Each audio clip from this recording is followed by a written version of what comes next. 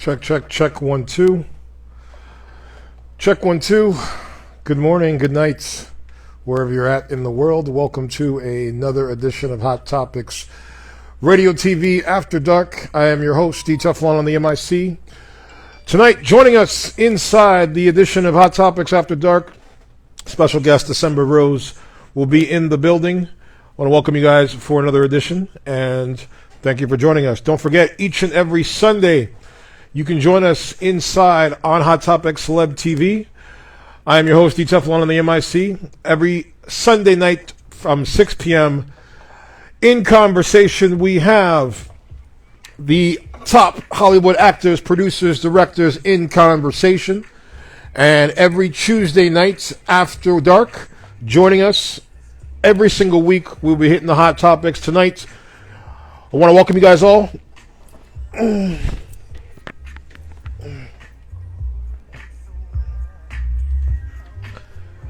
Check, check, check, check, 1 2.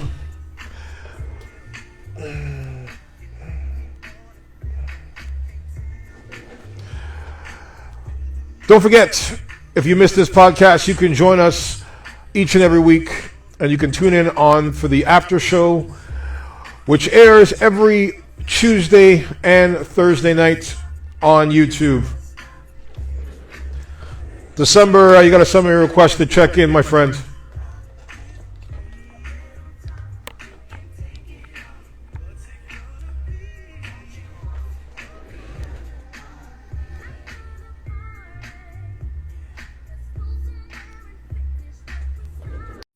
Tonight, all the way from Montreal, Canada, she is one of the hottest upcoming artists in the music industry.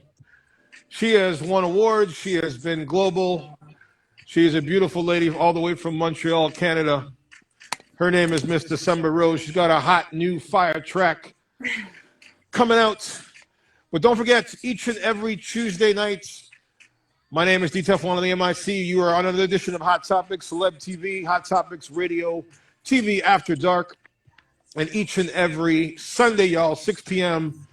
Eastern Standard Time, 3 p.m. Pacific Standard Time, in conversation, Hot Topics with all the latest Hollywood actors, directors, producers. Don't forget, upcoming next week from the Karate Kid series, you know him as the bad boy, Mike Barnes, a.k.a. Sean Kanan, who also stars as Deacon Sharp on The Bold and the Beautiful. Also, the following week after that, joining us from the hit Power series, you know him as Cooper Saxe, the legendary actor Shane Johnson. But tonight, it's all about this beautiful lady, December Rose. Welcome to the building, my friend. Hi, it's nice to finally virtually meet you. I've had enough of WhatsApp conversations. Listen, this is all new for me in a sense, but I do enjoy seeing your beautiful face. Wow. And I enjoy all the listeners who are going to get to know you, because I honestly, there's not very many people, as you know, that I say when it comes to music that captures my attention. And this beautiful lady captured my attention about 6 months ago. And I knew immediately that, number one, she was in the wrong city, for starters. 2, she was only going to be destined for great things. So as we welcome these guests in here, hold on a second. Hold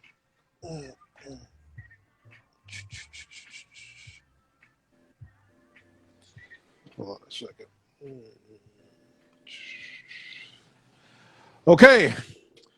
Tonight, y'all, the beautiful December Rose. December, welcome to another edition of Hot Topics Celebrity TV, episode number 18.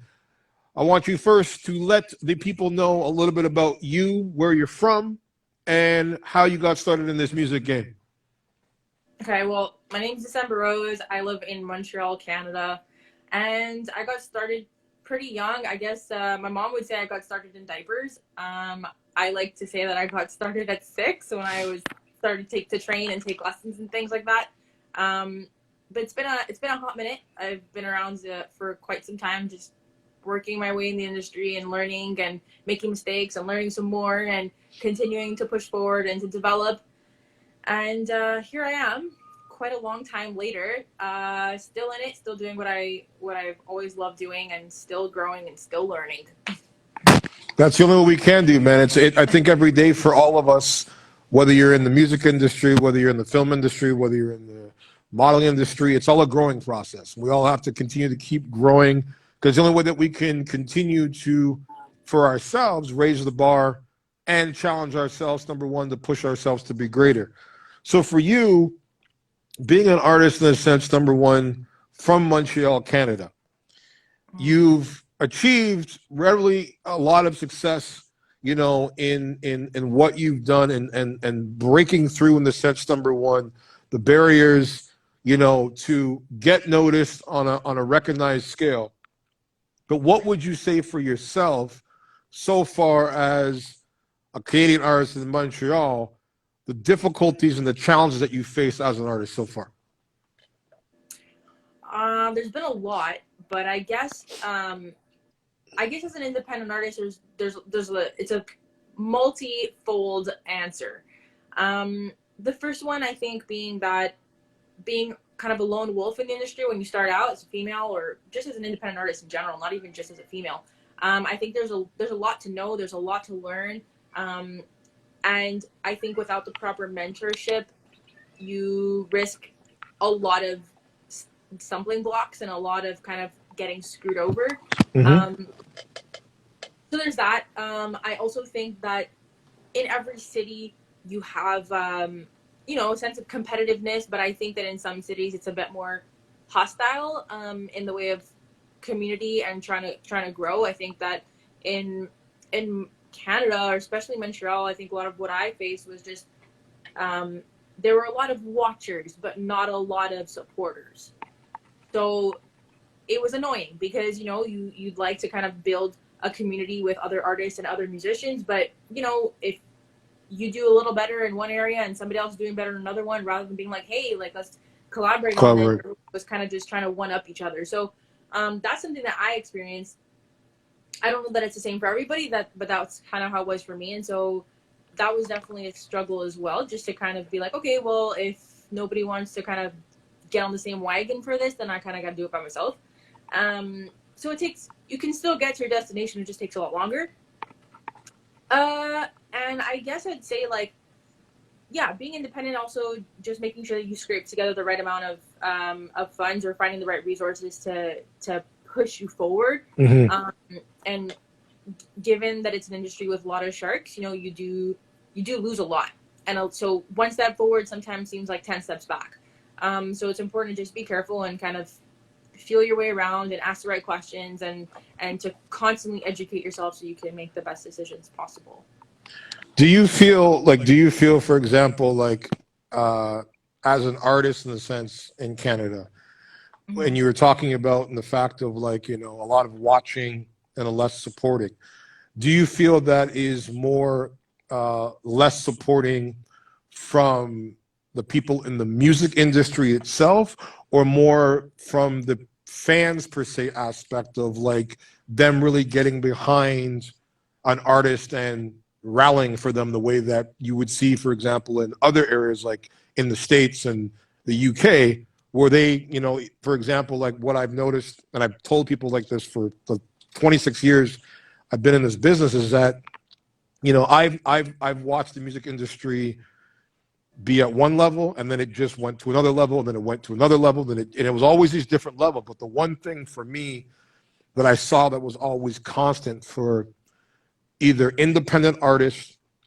or, in the sense, number one, on the American side, is where the independent artists in the UK, they seem to, like, where there's not this this global stand of, like, okay, I need to be the biggest artist in the world. But the biggest artists in the world, who eventually now are the biggest artists, got more known with the support of, like, performing in a pub or performing in their neighborhood, where the artist would get backed by their city. Where the States, it was more about, okay, who you were collaborating with, that sort of got you through that next level. And then there was Canada, where there was always, like, you know, for example, like, you get that one breakout artist that would get recognized.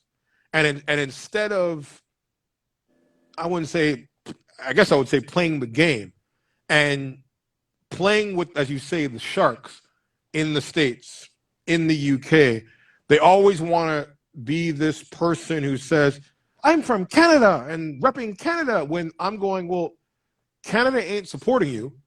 They didn't support your journey on the way up. They didn't support you. And they don't only support your journey really when you make it. And the only way for them to keep supporting your journey is either A, for you to stay relevant by bringing new music and new hits and stuff like that to keep them, entertained, to keep supporting you, or they support you for like a hot minute and then they're on to the next artist. And that's why I've always said, I'm like, is it the artist per se, number one, or who's stuck on the sense in the Canadian aspect of like, okay, I got to rep my hometown? Or is it the fact that the people who are making the decisions in the sense of the music industry in Canada don't really want to back their artists the same way as it's done in other areas? Or is it the fans who really just don't really give a shit? So what would you think? I think it's a mixture of all three, actually, because Canadians are very involved in the music community, but I think that because as a country, Canada is more of like a follower country. It follows a lot of trends, or it gets behind like something that it makes sense of. So okay. I find like right now the Canadian music is sounding pretty homogenous, and a lot of Canadian artists are just blending, which I guess in and of itself is not a bad thing. It's just that there's not a lot of room for something different. So if it blows up somewhere else, then Canada might be like, oh yeah, like he or she is one of us, so now let's support it. But if it's the same, or if it's very homogenous with what's going on, then no problem. Like, let's just put it on radio. Let's just support this act. Let's put it on the festival. So I guess like it's a lot less of a risk taker of a country. Okay. For music.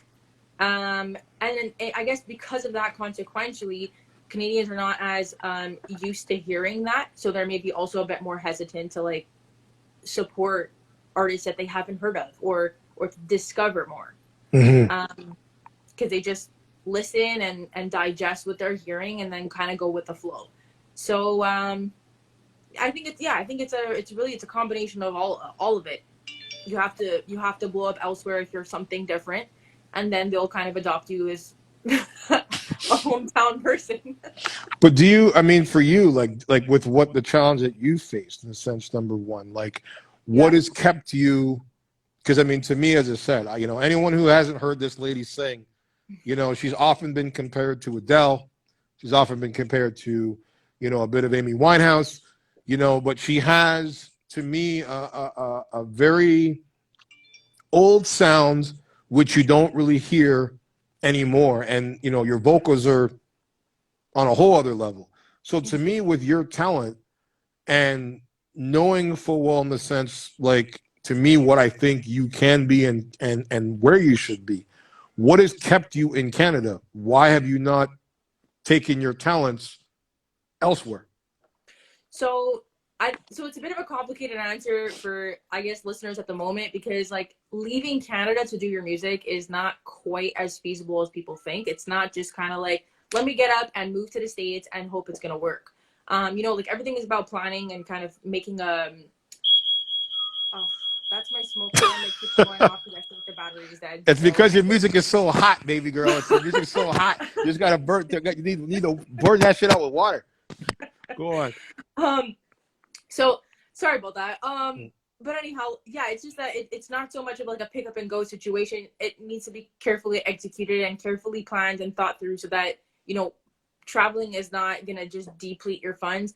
But I think furthermore, especially as a Canadian, like there are, immigration issues and there are things to consider. It's not just move to another country and then, sure, I guess you could do it all under the table, but it's really risky and, in my opinion, not really worth doing, because I'd rather not kind of get into banned from the border for kind of living there illegally and trying to make money and to work on music. So for the moment, I've been more considering and focusing on making music from here and just adjusting my targeting in the release and in the marketing afterwards. And obviously networking with people in other countries and just trying to like work remotely at the moment, until there is a more, I guess, clear plan or a more concrete vision for purpose of moving or traveling, you know? And I mean, and I get that, but I mean, as I tell many people, number one, like for example, who, like when I started my journey, and I tell people number one is that like you you don't necessarily, have to, pack up all your shit and make that jump immediately.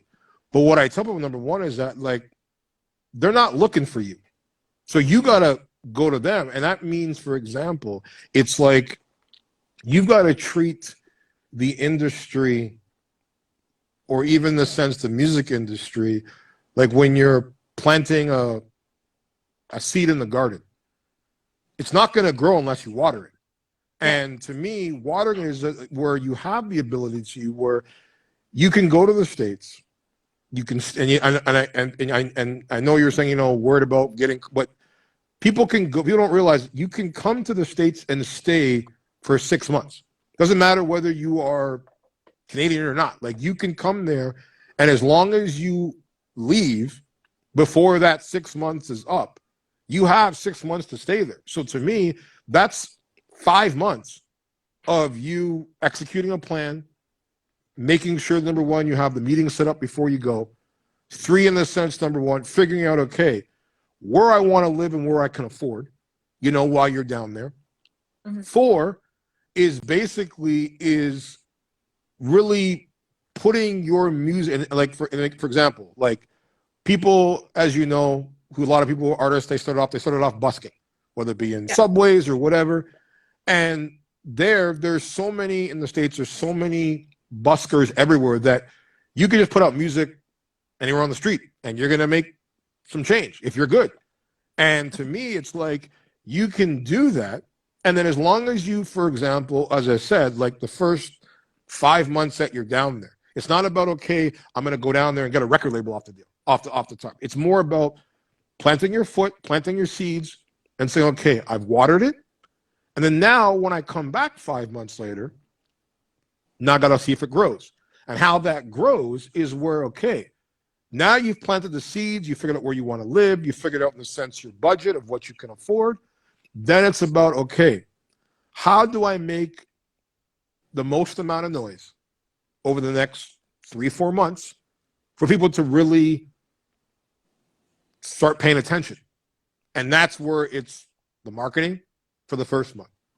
The second month is about the branding.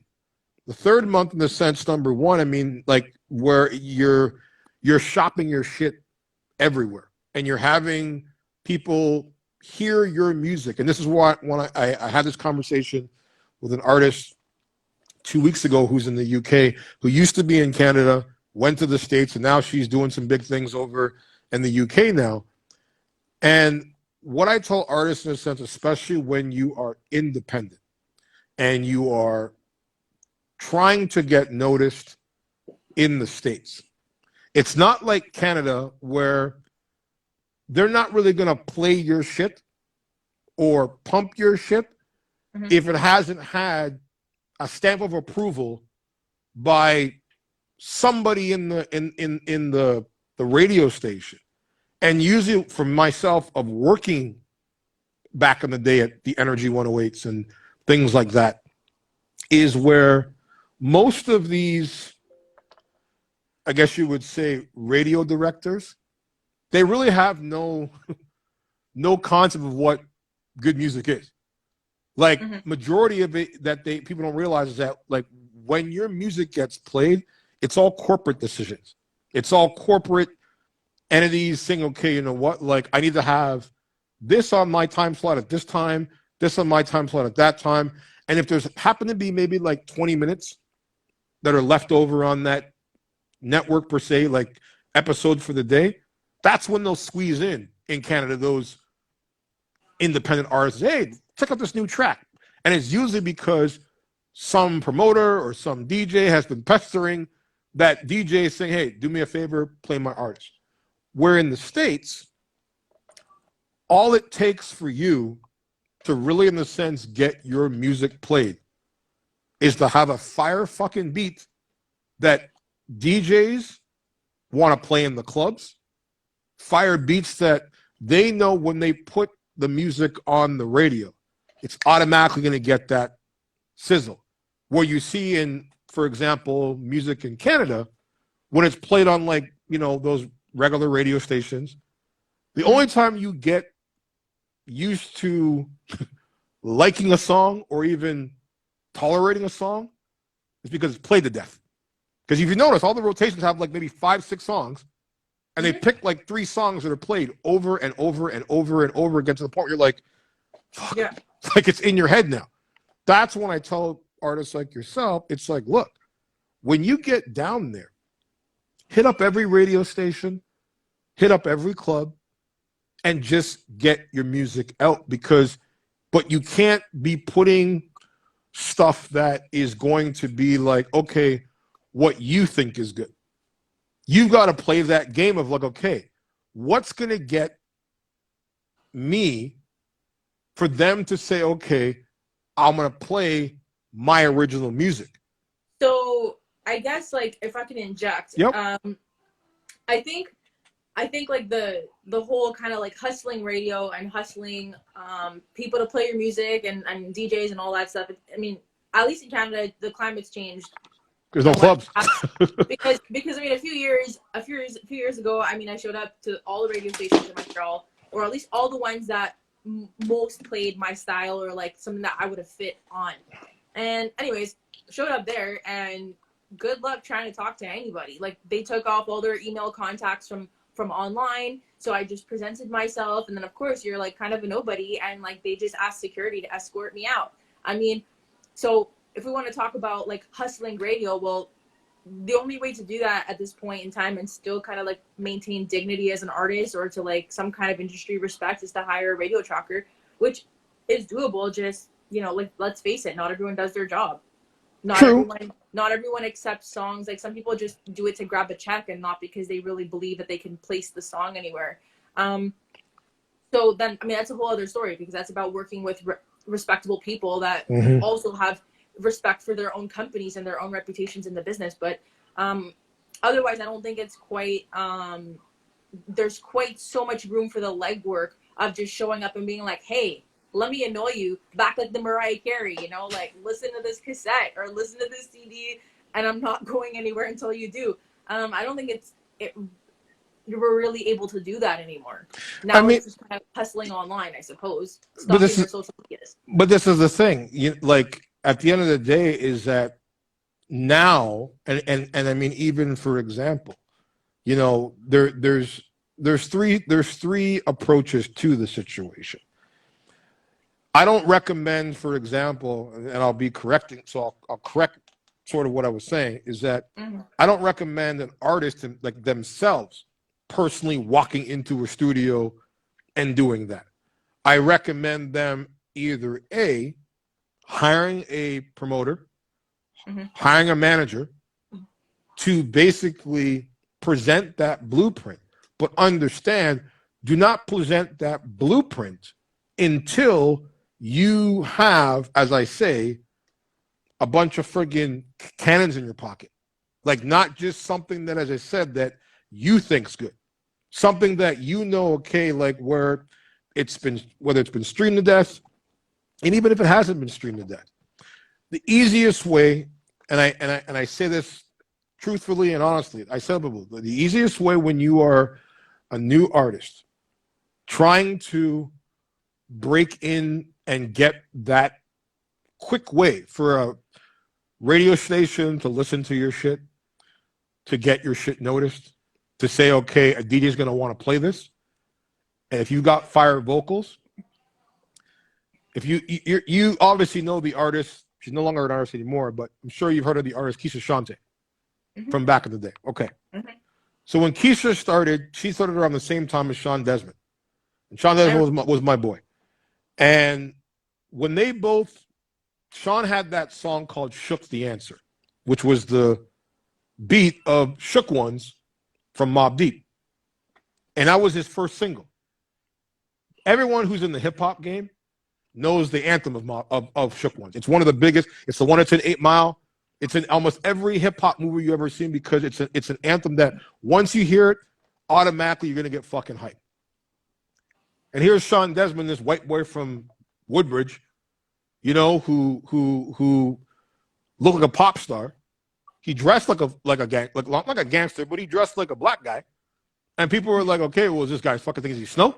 What's this guy? And he had to figure out a way in order for the black culture and the target market that he was going for, in order for them to even give me a chance, because they're going to look at me, because you remember, presentation, before they even hear your music, yeah, they only see you. So if you look, like, for example, when the first time I heard your vocals and then saw you, I'm like, just don't make no fucking sense. Because I'm like, this woman's sound and her voice is so extremely powerful.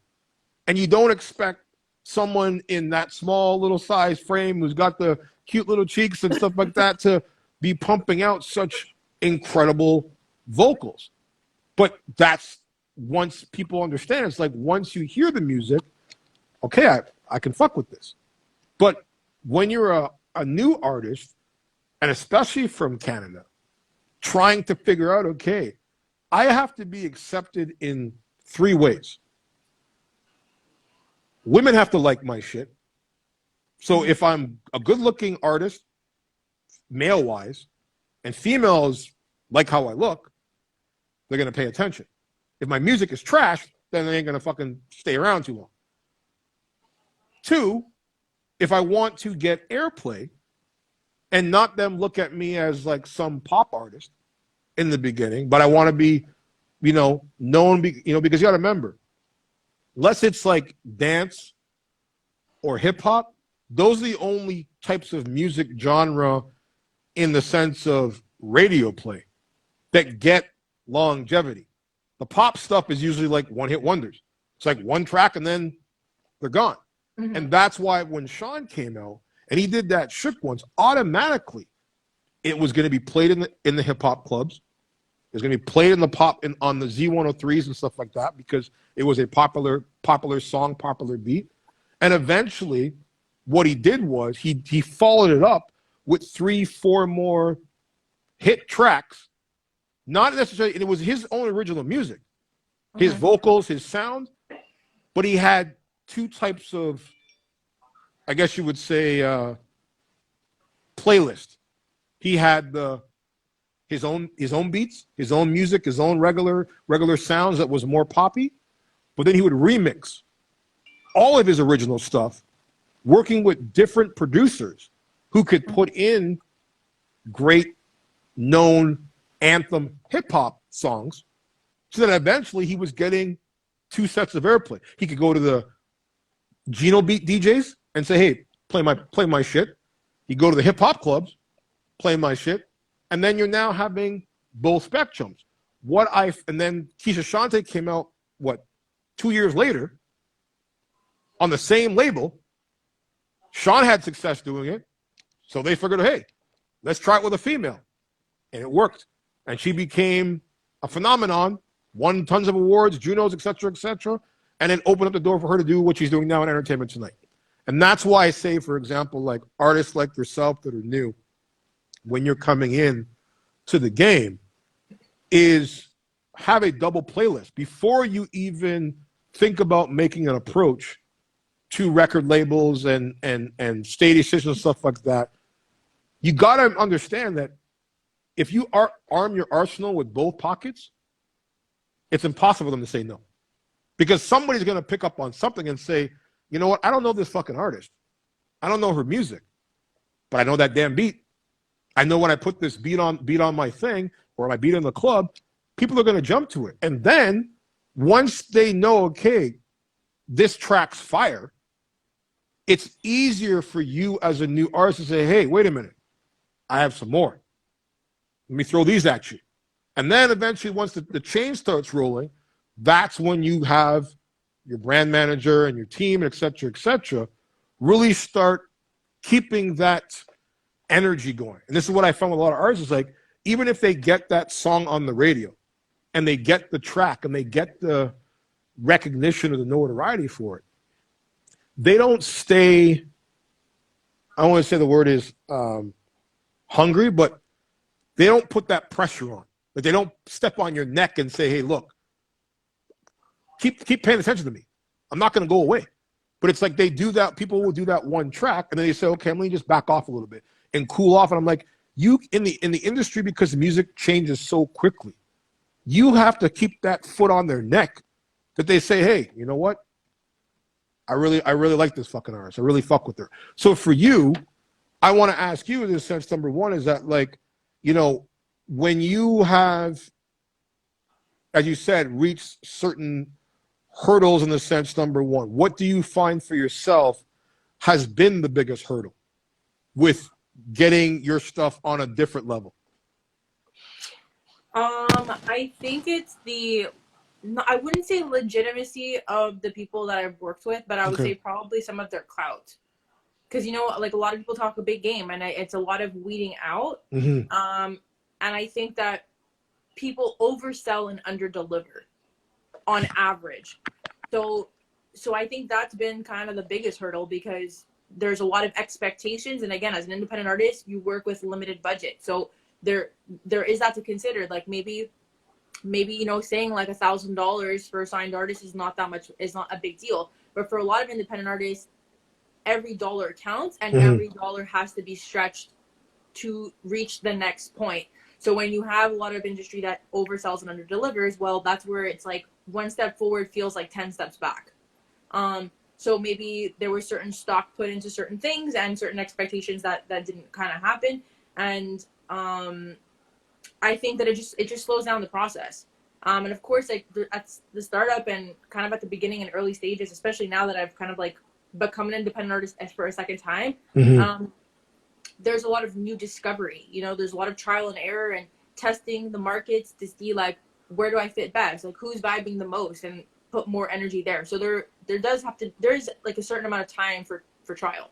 And so I guess I'm still kind of like in that phase of narrowing down in the trials, like where to spend most of my energy and who to target more. But of course, you know, like that's where team comes in as well for expertise. Like you wear 100 hats, but you can't know everything.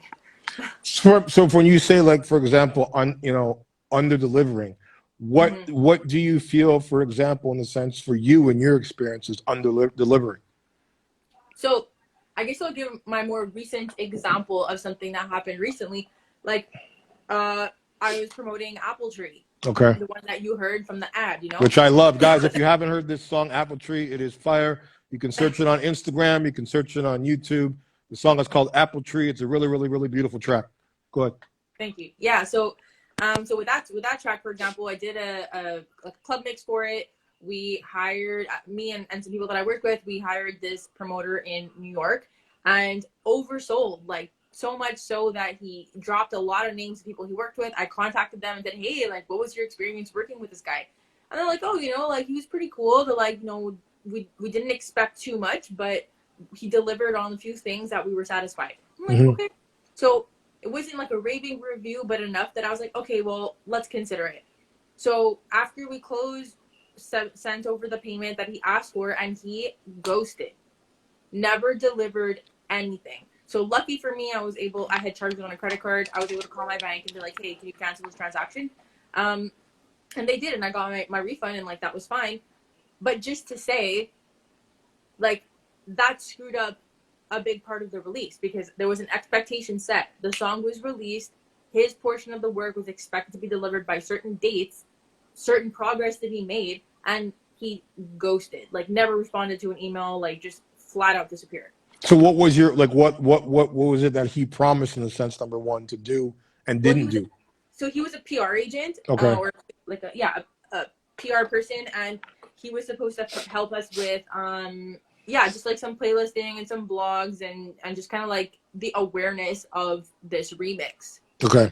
So naturally, you know, there's a pretty quick expiry on a song that's released, especially for for playlist curations and things like that, it's usually about a week. You know, so if you haven't kind of hammered out a lot in a week, you're likely not going to score great playlists. So yeah. Where do you and like in the sense of when you say playlist, where were these playlists going to be on? So he was specifically going to focus on Spotify. Okay. Which, you know, even that's like a whole that's like the abyss. We never know what that means. Like, hey, I do Spotify curation. Great. You never know where you're going to end up even with that. We're going to get into that. Like, the editorial playlists, like, are, you know, they're a hot topic for a lot of artists, and like everybody wants to get on one. So even at that, it's slim picking. So you have a small window of opportunity to get as much kind of traction to your song as possible to create any kind of interest. So he totally dropped the ball by disappearing, and that just kind of messed up the release, to be honest. Like, not majorly, like we still did a little something with it, but it was just kind of like, ugh, here's another one. Mm-hmm. You know? Well, I mean, and this is where I get to artists in a sense, especially when they're working with new people. You know, as you said, Spotify is the abyss, and I truly believe that.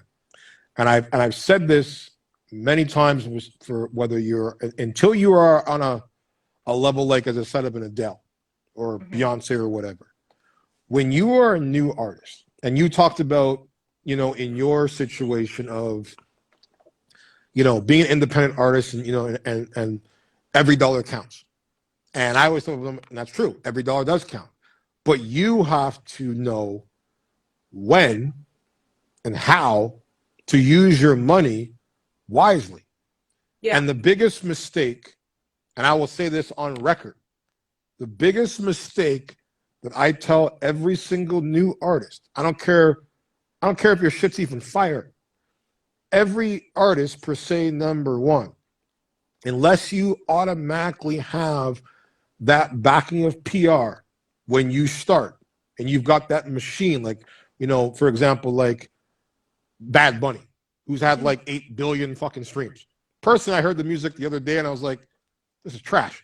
I don't know how this man's made 8 billion, but again, when you have a whole country on your fucking back, you're going to get that support. And then you're going to have people that are going to support you. But when you're an independent artist in a big piranha of seas of artists, you're spending money on Spotify and these playlists and stuff like that, where you pray and you hope and you wish that somebody is going to stream this.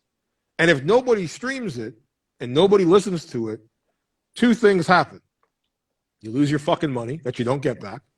Yep. You waste time, not because you're sitting. It's almost like, to me, it's like waiting for a baby to hatch. Like you get somebody pregnant, and 9 months later, you're like, okay, well, I hope it's a boy and I hope it's a girl. I hope, but most importantly, you hope it's fucking healthy. And it's the same with music. It's like you don't care whether it's women that like it, whether it's men that like it, as long as somebody fucking likes it. But if nobody pays attention to it and you don't have that marketing, you've lost your investment that you can't get back.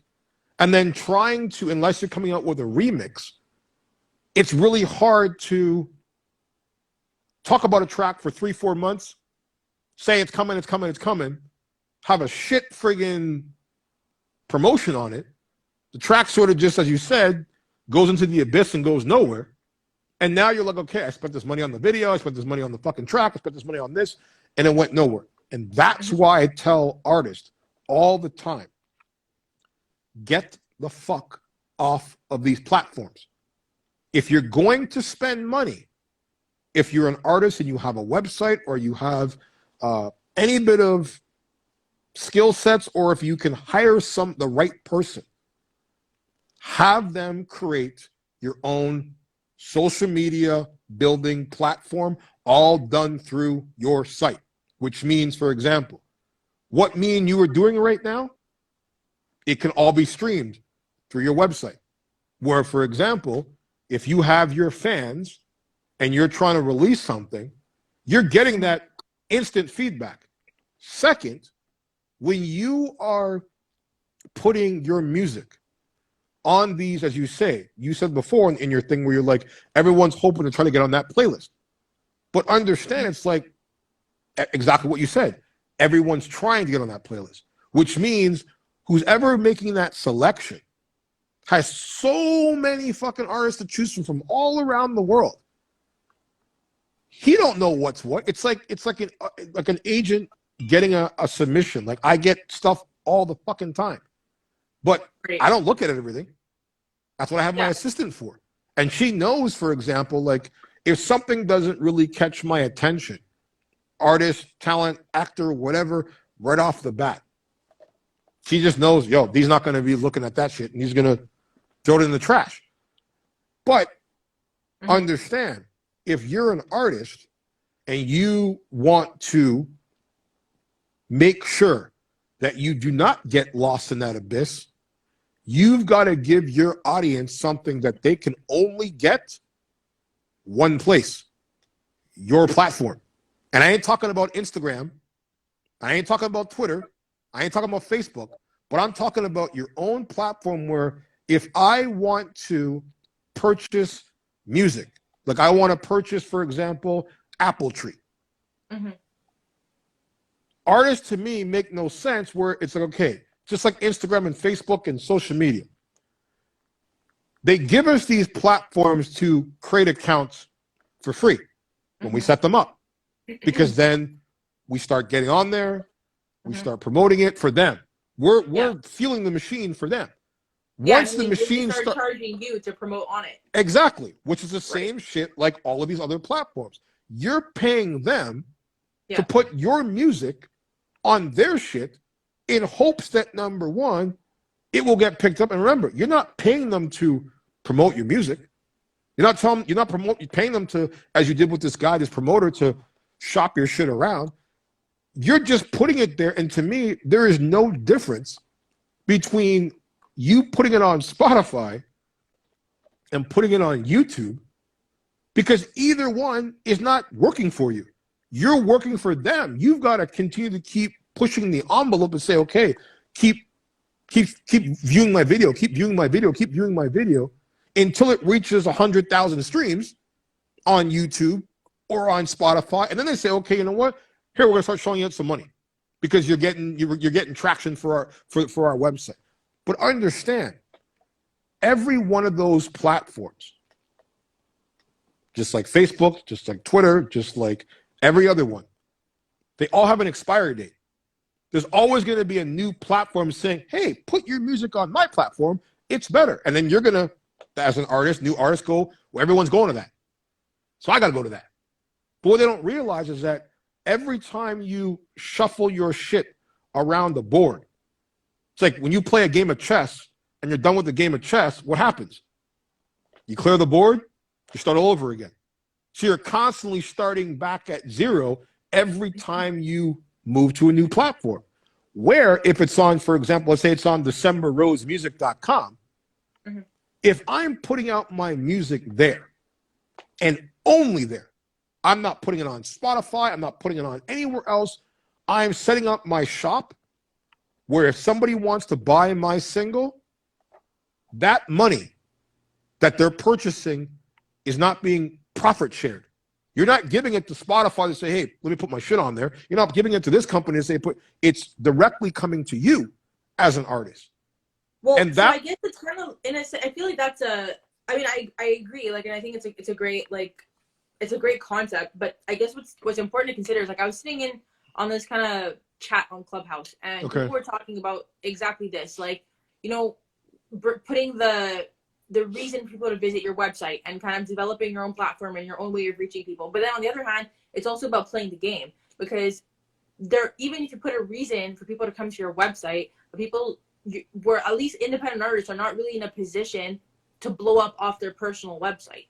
It's playing the game, and then you drive the traffic to your website, because there's still like what else are you going to do? Run ads to your website? I mean, it's fine, and like people do that, but it's just, you're not accessible to most people. And I think independent artists, that would be the other argument, is independent artists needs to be widely accessible. No, and I'm not. And I said, listen, I'm not saying don't use those Yeah. other platforms, because at the end of the day, as I said, like those other platforms, Facebook, Twitter, Instagram, as I say to people all the time, it's like selling drugs, music.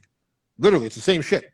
Right. You've got to take your drug and put it on the street. So one corner is going to be Facebook, another corner is going to be Twitter, another corner is going to be Instagram, and then you've got in the big house, which is your website, Yeah. the fucking the drug kingpin. He sits there and says, okay, where is my platform getting the most traction from? Doesn't mean, okay, I just put on my, and this is where I see the mistake that a lot of artists make. They put all their eggs in the one basket. Like, for example, you could see an artist, for example, on Instagram who has 1 million followers. But then I go to their other platforms, Facebook, Twitter, etc., etc. Nothing. There's no spillover. There's nothing. Well, that's it. And like, I guess the other part that we could kind of speculate on, I mean, I think we all know this, like people also fake their numbers, and it's becoming so easy to do that, that, you know, maybe they want to like look like the hottest thing on Instagram, so they'll pay for it to get a following, and then that's why there's no spillover. Because I think that if you're building organically, you're gonna have kind of like a very consistent and natural growth amongst all your platforms.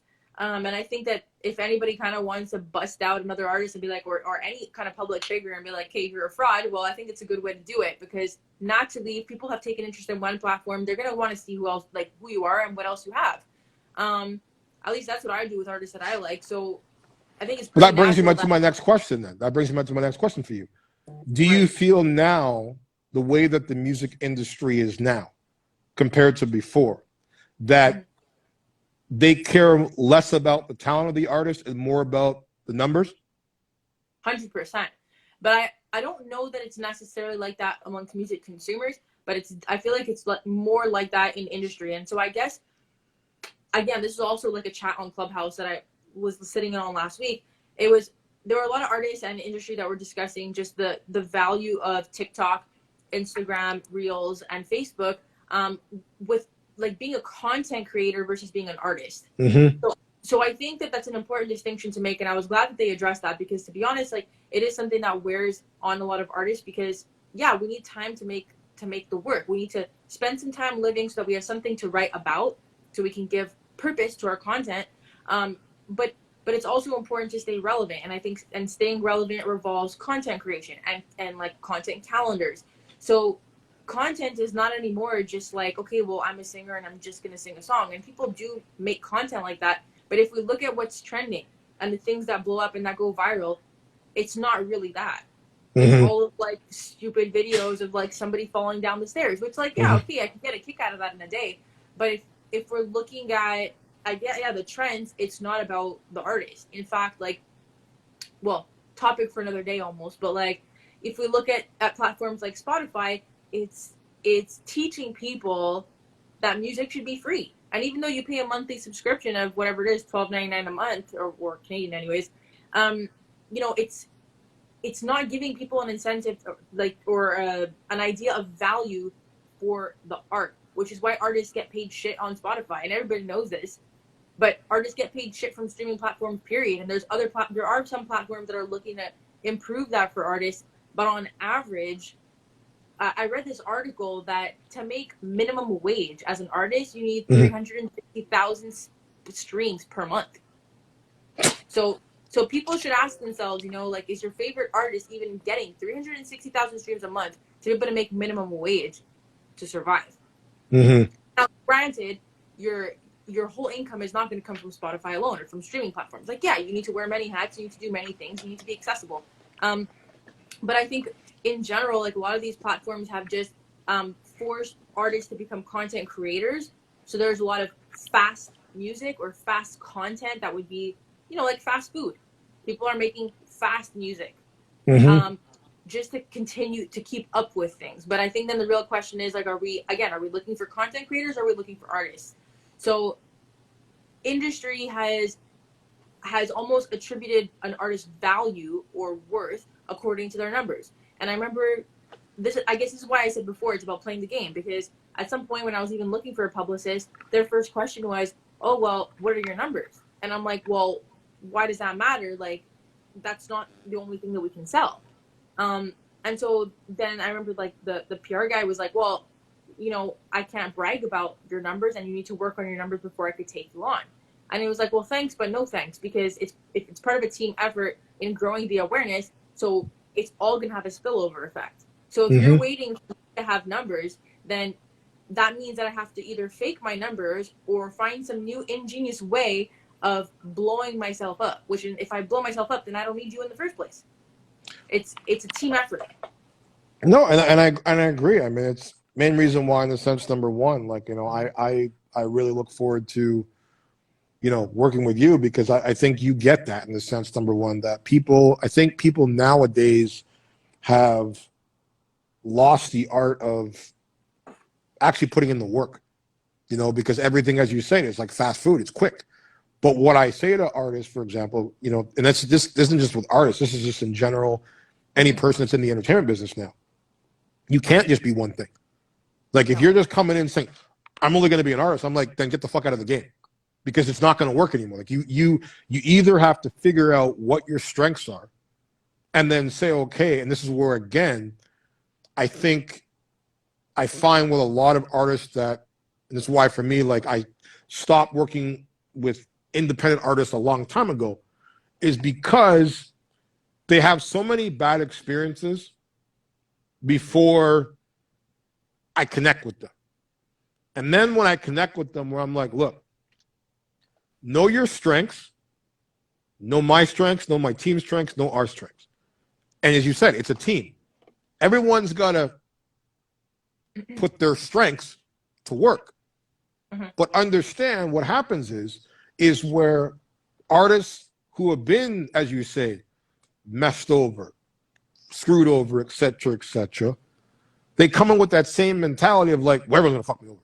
So then they want to micromanage everything. So they even when they know they have weaknesses, where they know, okay, you know what, I'm not really good at doing this. Instead of just being honest and saying, yo, I can't do this shit on my own. This is what I'm good at, and this is what, number one, like, I can do. And to me, it's like I've always said, there's no such word as I can't anything. It's just you not learning it yet. Like, anyone can learn how to do anything as long as you take the time to fucking learn it. If you don't want to take the time to learn it, then you have two choices. You either don't do it at all and stay in the same fucking spot, or you hire somebody that where you're like, okay. And this is when it comes, when you said of like people overselling it, and I get that, because I see that all the time. It's been this game so long. But the difference is that I tell people, number one, it's never about what I can do for you. It's what we can do for each other, in the sense of like, you've got to be bringing something to the table. And it can't be just, okay, I'm a great artist. I'm like, there's a million fucking great artists out there. But are you willing to put in the work and understand this shit's not going to happen overnight? It's not going to happen in 6 months. But you can have a plan for those 6 months to say, okay, we've executed this, and this. Once that's done, move on to the next fucking chapter. But what happens, I find, as artists, where it's like, when it's not happening, as you say, fast enough, they start getting discouraged, and they start getting, defeated, or they start feeling, okay, you know what, like, this person's not working fast enough. And it's just like, hold up a second. Like, Rome wasn't built in a fucking day. Like, we all have to go at a certain pace. And to me, I've always said, it's like, there's an old saying, like, you could be at the top of that hill and you could be the wolf. And at the bottom of that hill is a whole bunch of sheep. You could do one of two things. You could say for that big wolf at the top of the hill, you know what? I want to run down that hill and fuck all those sheep. What's going to happen when you run down to the bottom of the hill? You're going to be out of breath. You're going to be out of gas. You're not going to have any energy to fuck those sheep. Or you could walk down the hill and fuck them all, which means you take your time going through each one. And that's why typical, it's like, take your time and have a plan. most artists, as you say, independent, it's like, am I a TikTok, am I a content creator, am I an artist? I'm like, it's a bit of both. Because creating music is telling a story. Like if I can hear your music all, as I said, like for example, the reason why I mean, literally, When You Were Young is probably my favorite track of yours in the sense of vocal wise, in the sense of beat wise, in the sense of like, the minute you hear it, the first time I heard it, I was like, this is fucking Adele. Like, cause it just has that fucking sound to it. But then I'm like, but the video didn't make no sense to me. Apple Tree made amazing sense to me because the way you told the story of the young you being on that tree, and it's just like an apple, it starts to blossom, and eventually it gets bigger and bigger and bigger to this beautiful fucking red apple, which is you, who you are now. It shows the growth to me, and that's why I tell people, it's like, if you can't figure out how to be, as you say, a content creator, because you said you need time to figure out the music and write it and put the story together. That's when I tell artists, if you can't figure out how to be the content creator, then work together. Find that content creator who's got a lot of followers, who's got a lot of fucking notoriety doing that shit, and say, look, instead of you taking, as you said, taking your money and putting it onto a platform and hoping that it's going to get seen, that it probably won't get seen. But you got this TikTok creator who's got 1 million streams or 600,000 views every fucking day. You say, you know what? How about I shell some money to you to put my music, every time you post a video of your reels, of those 15, 30 seconds, you put my music into your reel and you create a TikTok that's sort of catering to my music. And that way, number one, automatically your streams are going up quicker. People are going to see the name of the song. And if it's a hot song, they're going to save it. And just like take, for example, you're from Montreal. That fucking dog that gets dressed up and shit. The Lorena Pages. The dog that says, that was the dog that went viral a couple weeks ago, that where it was like, I had so many wonderful outfits that I couldn't wear because of the lockdown. Have you seen that dog that dresses up with all you haven't seen it? I haven't, no. Oh, babe, you got to look up, Google Lorena Pages. Lorena Pages? Yes. This dog is from Montreal, the owner. Okay. Lorena Pages is a YouTube TikToker. And she makes these really great videos that are really funny. And she's got this like really weird voice that she does, this voiceover. And it sounds like this, like, I don't know, just, I can't even pronounce the accent, but it's really, really fucking funny when she does them. So this owner in Montreal who owns this dog said, you know what, I'm going to dress up my dog. But he needed something to make it seem cool. So he literally dressed up his dog in these like designer outfits. But he used the voiceover for this Lorena Pages on the video. Within 24 hours, the video was at 3 million fucking views. Now it's in like 100 million views. And then now, because of this video going viral, it made Lorena Pages, who did the voice maybe 6 months ago. Now she's getting all of these voices.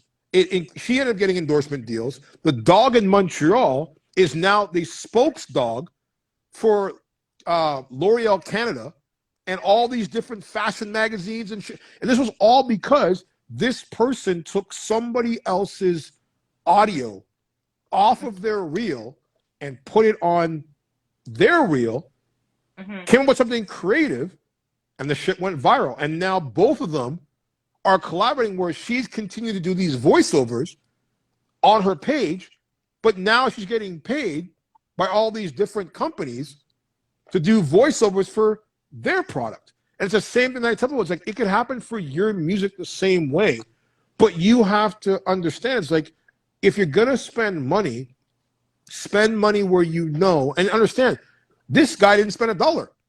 He just took her fucking shit, put it in because she that's the thing about the reels.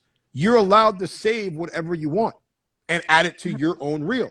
So if you have something that number one that is catchy and cool and dope, it just takes 2 seconds. And I tell people the easiest way to go viral is just to do something crazy. Mm-hmm. And if you're an artist, for example, and you want to go viral quickly, I do a thing with new artists. I've done it in years. I've used to put them through a thing what I call the stress test. I don't know if I remember telling you about this, where I would take a new artist that wasn't known. Because understand, I tell people number one is that like if you can sing anywhere. Because I'm sure you have artists. I mean, I'm going to ask you, like, for example, in the lockdown for you, this coronavirus, have you found it hard for yourself to stay creative? To stay creative? Yeah. Well, I mean, at different times of the lockdown, yeah, for sure. Because I mean, it was about pivoting. It was about trying to find like new avenues, learning new skills, learning new things, right? So I think just spending time at home at the beginning of the lockdown, I would say probably the most that like I had the most trouble with that. Then after we got more settled into a routine of being at home and like figuring out new ways to be able to work and to still create and to do the virtual thing, then it kind of like mellowed out a bit, and so I think like it's improved for sure. So like, I mean, but did you let it slow you? Because I mean, I've had this conversation with other artists since the lockdown. They're like, D, I can't, I'm so frustrated because I can't go to the studio and I can't put out music. And I'm like, the fuck you mean you can't put out music? Like, yeah. Doesn't just because you can't go to a studio doesn't mean, and to me, I'm like, right now, I say for any artist out there that's struggling, that's trying to get known, that's as you said, you're in the chat room on Clubhouse and trying to figure out, I'm like, instead of being on Clubhouse, I'm not saying you, but I'm like, instead of being on Clubhouse, do what you just did 2 nights ago. Put out a fucking show. Like, put out a show on your fucking social media. Because right now, everyone's at home. So you don't understand, you have an audience every day. Every day, it's not like before where, okay, like, it's harder for people to pay attention because people are working. They're busy with their own lives. Right now, 90% of the entire population spends more time now on social media than they ever have. So this is a time where I say it's like, this is when artists go to work. So like for you, how have you felt in the sense, number one, like, do you think that is an excuse for artists not to keep grinding because they can't get into a studio? No, definitely not. Like there's a lot of ways to get around that. And I think, at least for me, because like I wasn't totally set up myself, even during the lockdown, especially at the beginning. But I mean, I worked towards that I still worked online and then, saved up some money and then invested that into getting myself better set up, buying a mic and like buying an interface and like little things like that. So, so no, I don't think it's good for anyone to be hiding behind a bunch of excuses about like, oh, well, this shut me down and my life stopped. No. But I, in a sense, it's kind of survival of the fittest, because like it's who's gonna put in that work to pivot, who's gonna try to like find a new way of still getting things done. And maybe if it's not the thing that you thought you can get done, because if you can't get to the studio and you're not going to be able to make your music that way, what else can you do? So in my case, I was lucky that over the summer I was able to get my album finished and recorded. But before the lockdown happened, I got a lot of production out of the way. Okay. So then it was just kind of like minimalistic things. So I was able to spend more time on, let's say, networking, or on learning how to use software, or learning how to just taking up new skills and developing new skills, so that when things kind of reopen, well, you've added to your toolbox. Mm-hmm. Right? So I don't, I don't really believe in kind of like just sitting idle. No, like you take a break if you need for a short time, and then you got to get back up and start grinding in other ways. Find and develop different things. As an independent artist, it's constant learning. Like you always have to kind of one up yourself, learn something new, improve your skills. And especially maybe it's just kind of like a female ego in the sense, but I never wanted to give somebody an excuse to doubt me. So if I didn't feel like I was ready to walk into a room and have a conversation with somebody, why? And then go and do something about that. So even if I made a mistake because I was nervous, like especially in like performance, you never know. Like when you perform on stage, it could happen. You make some mistakes when you get stressed. But even through those mistakes, I wanted to be at a point that I was confident enough that people could see that it was just a mistake and not because, oh, she doesn't know enough, or oh, she's not good enough, or oh, whatever. So that's just maybe it's like a personal ego thing, but it was always like, no, learn enough and train harder and fight harder and just work and put. I think it's just about good work ethic. So sure, I think any lazy person would say, oh, well, I couldn't get all this done. Okay, well, you didn't do anything else, so you just wasted your time. Do you ever, I mean, for you, do you ever feel, like, do you feel as a female artist, it's harder than it is for a male artist in the sense breaking into the game and getting that recognition and that respect? I don't, it's a 50-50, not necessarily. But I guess depends who you ask, because like I know a lot of female artists that would say yes, that it is harder. From my experience, no, I don't feel like it's more difficult. I just find, at least in the way of booking shows, I know it was the most noticeable for me. So if I walked into some club, or I walked into a bar, or I walked into any place and said, hey, like I want to book a show here, and I would walk in with, let's say, a guitar player that was a male, well, even though I was the one asking the questions, the owner would just go and respond to the male guitar player. Male. And it was always like this. And so that was where I noticed it the most. And I don't want to just blame it on, like, I don't want to blame gender and say, oh, I'm a female artist and it's harder as a female. No, okay. It's possible. But again, that's where, like, me being kind of a bit competitive in that sense, I would be like, well, hell no, I'm going to go and make sure that I know everything I need to know about putting on a show, or about doing this, or about doing that. So when I walk in there, they can't help but talk to me. I know my so much that they can't ignore it. So, you know. So you just recently did a show. Tell me about how the show was and the preparation and the planning for you doing that. Well, it turned out great. I was happy with it, and so was everybody else, it seems. Is there a place that people can tune in to see the show if they missed it? Not yet. I'll post that when the company makes it available like that. But at the moment, they're still working out some logistics. So it was just kind of like a live stream that we did on Saturday. It went really well, especially for like kind of a first time run. And it's a new company in Montreal that's kind of putting on these virtual shows and things like that. We have curfew in Montreal where we shut down at 8 o'clock. Yeah, my boy, I was talking to my boy Ben today, and he was telling me about that. I'm like, 8 o'clock. I'm like, the fuck you doing the whole day then? Like he's like, dude, he's like, by the time I get in my car at 12 and drive across town, he's like, by 5 o'clock, he's like, yeah, I got to figure out like what I can get done within the next 2-3 hours before I got to run into the house. And he's like, and sometimes I only get one thing done for the day because I'm already on going one into the fucking Montreal. I gotta go there. I mean, so I mean, I don't know how you guys are dealing with it. I mean, to me, that's just criminal, man. Just criminal. It's yeah, I mean, yeah, it's annoying. I don't know how long this is gonna last for, but for now it's still in effect, so it's still until 8 o'clock. So for us as a band, it was pretty hard to practice because I mean, people were working until 6 o'clock. Get to destination in half an hour to an hour travel time, especially with traffic. Rehearse for an hour at least. You know, we needed 2 or 3 hours to polish things up, and then drive home. So we were never able to find a good time to practice. Plus, we weren't allowed to go to people's homes, and usually we just kind of rehearsed in somebody's garage. So we were pretty lucky that the company had got permission to host this event, and they gave us permission forms that if we were pulled over, like we were allowed to be doing this. Which fortunately we were never pulled over at any point, so that was great. But no, it was tough because we had to work around the venue and being able to go rehearse at the venue and making sure our time was really efficient. So we had a lot of personal practice time on our own just to get our shit together. We show up, we know what we're playing, get it done.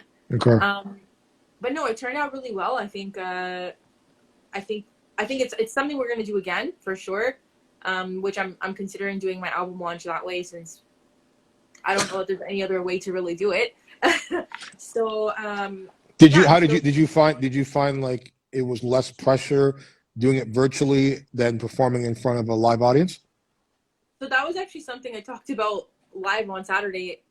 It's that in general, I find I'm somebody that has stage fright, and it's gotten better over time. It's, you know, it's like anything. The more you do it, the better you get at it. But as someone with stage fright and not really performing in a year, it started to creep back up. So during rehearsals, I was like, damn, I feel not only rusty, but like really nervous about how this is going to go down. So doing it live, it was weird because it helped on the stage fright aspect, but also was a little awkward because you didn't know, you couldn't feed off anything, so you didn't know if like a joke worked, or you weren't really sure if people dug it or not. The dynamic was different, but I think I could, this could grow on me. Okay. This was something that I would definitely consider doing it again, until we could get back to the whole live situation. But it was really not that bad. So for you, I mean, in the sense, number one, like with this whole lockdown, in a sense, I mean, do you feel that live shows will ever come back at this point? And when they do, like, do you feel that if they do, will it be a huge difference in the sense, number one, for the industry and for independent artists? I hope that it does come back, but I think now that labels have seen how much they're saving and how virtual is an option, I think it's gonna change how touring is gonna work for sure. I don't think any artist is gonna be thrilled about that, like not having that human contact anymore, or you know. But I think the way that tours are gonna operate is gonna change for sure. Just maybe if they do like a half and half, that maybe part of the tour is gonna be virtual and part of it's gonna be live. I don't know, but if virtual can be perfected, and I'm sure it'll continue to improve, I think that's going to be a real way of going about performing. Do you feel that that will hurt the music industry in the sense, number one, like not just the industry itself or fan aspect, but for the financial aspect for the artist? I think it could. I think it could. So they're probably going to have to come up with different. They're going to have to. There's going to have to be a shift in how they charge for concert tickets and how it's all going to work. Maybe things that they can sell during shows, if it be it in the way of advertisement or what, I'm not sure. But I think there's pros and cons to that, because I think a lot of artists are going to be really excited about being able to be home with their families and to kind of have more of a personal life. And I don't think any artist would object to that, because I'm sure that like when they're on the road, they suffer too. There's a lot of mental health amongst artists being away from home for, you know, months and years sometimes. So that being said, I'm not sure. I'm not really sure, but I think that, yeah, there's going to be a hit somewhere. There will be a drop in income, but maybe the way that they're going to be able to gain would be worth it. With the things that you have, as you said, have gone through, the trials and errors and the ups and the downs and the mistakes, what would you tell a young December Rose from going back to now to do? Would you change anything? Would you do things differently? And what, if there was something you do differently, what would it be? To be honest, I kind of wish I didn't listen to so many people. I think that someone gave me some wise words a couple of months ago, and they said, everything that you need is already in you. And I think it hit different when I heard that, like, more recently, because a lot of the things that I'm doing now and a lot of the ways that I'm creating my content or making music is stuff that I've already lived, or things that it's been my personal life, my personal journey. And I don't think no one could create that for me. That's stuff that was already within me. So I think that having listened to so many people getting to this point, be it, industry people or labels or PR agents and show bookers and the peanut gallery, was really distracting. and it made me question. I think it made me question my story. It made me question my identity and question my value and contribution to the industry. So much so that I think it just delayed everything. So, yeah, if I were to go back in time and talk to young December Rose, I would say, you know what, kid, like just get in your room, go write, don't listen to anybody. What do you want? And I think that was maybe something that I lacked, is that nobody really asked me, what do you want? What do you see? What do you hear? Who are you trying to reach? I think that those were some basic questions that I kind of wish. I asked you that the first time we spoke, though. Yeah, but this was like, recent. But if somebody had asked me this getting started, like way back when, I think it would have saved a lot of stress and a lot of error. Or maybe someone would argue that I needed to kind of have those errors so that I could find my way, which arguably is true as well. But well, I always believe, without struggle, there is no progress, and without progress, there is no road to success. You have to go through those struggles in the sense, number one, to find out who you are, to figure out, because I always talk about number one, like, there's nothing wrong with making mistakes along the way. Just don't repeat the same mistake twice, because after that, it's not a mistake anymore. It's a choice.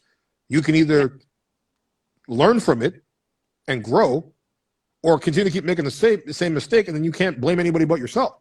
And that's the problem, is that people is like, when they're not getting to where they want to get to, they're always like, well, it happened because of this, and happened because of that. And I'm like, but if it keeps happening, it's not the other person. It's you. Hold on a second. What's this person say? Question? Spend time reflecting back on life. Hold on. I can't read this. I'm fucking blind. Hold on. Thanks, David. Definitely gonna be doing that. Yeah, but go back to what you were saying in the sense, number one, like you would tell your young self in the sense not to listen to anybody. Not to listen to so many people. I think that the other thing that I had to learn along the way is to always bear in mind, like, who's giving you the advice and why. So you have to question the source, right? Because the peanut gallery always knows best, They always tell you, they always know everything. Just kind of like how American Idol came out and suddenly everybody knew everything about music. And everybody knew everything about what a singer was. So just because Simon Cowell could criticize and could judge and give comments, suddenly everybody knew what a good singer was. So that just. But to me, Simon Cowell is no different. Like, in the sense of giving opinions, it's like people on social media. Like, everyone's got a fucking opinion. Doesn't necessarily mean it's right. It doesn't necessarily mean that it's factual, but everyone's got an opinion. And I tell them, like, there's nothing wrong with having opinions, but it's when people try to impose them on you and make you feel like, number one, it's like, wait a minute, you're not writing my fucking story. Like, I'm writing my story. I know what I've been through. I know what I've gone through. I know in the sense, and to me, it's like, and that's why I said, like, before, when it comes to music, not everyone's gonna like your shit. Yeah. Not everyone's gonna like it. Not everyone's sometimes it's fucking trash. But you have to know for yourself. It's like, okay, and I think this is where I think artists, a lot of artists, have that fight of being able to be humble with themselves, to know, okay, like, if I've been doing this for 5 years or longer, and I haven't reached any bit of whatever, not like you where you've done shit, but they haven't done it. It's like, you either have to regroup and realize, okay, either A, my music's trash and it's just not working, or I'm not doing what I'm supposed to be doing the right way. And it's about, again, trial and error, finding your way, because again, it's like, to me, and that's why I said with you, it's like, where do you want to go?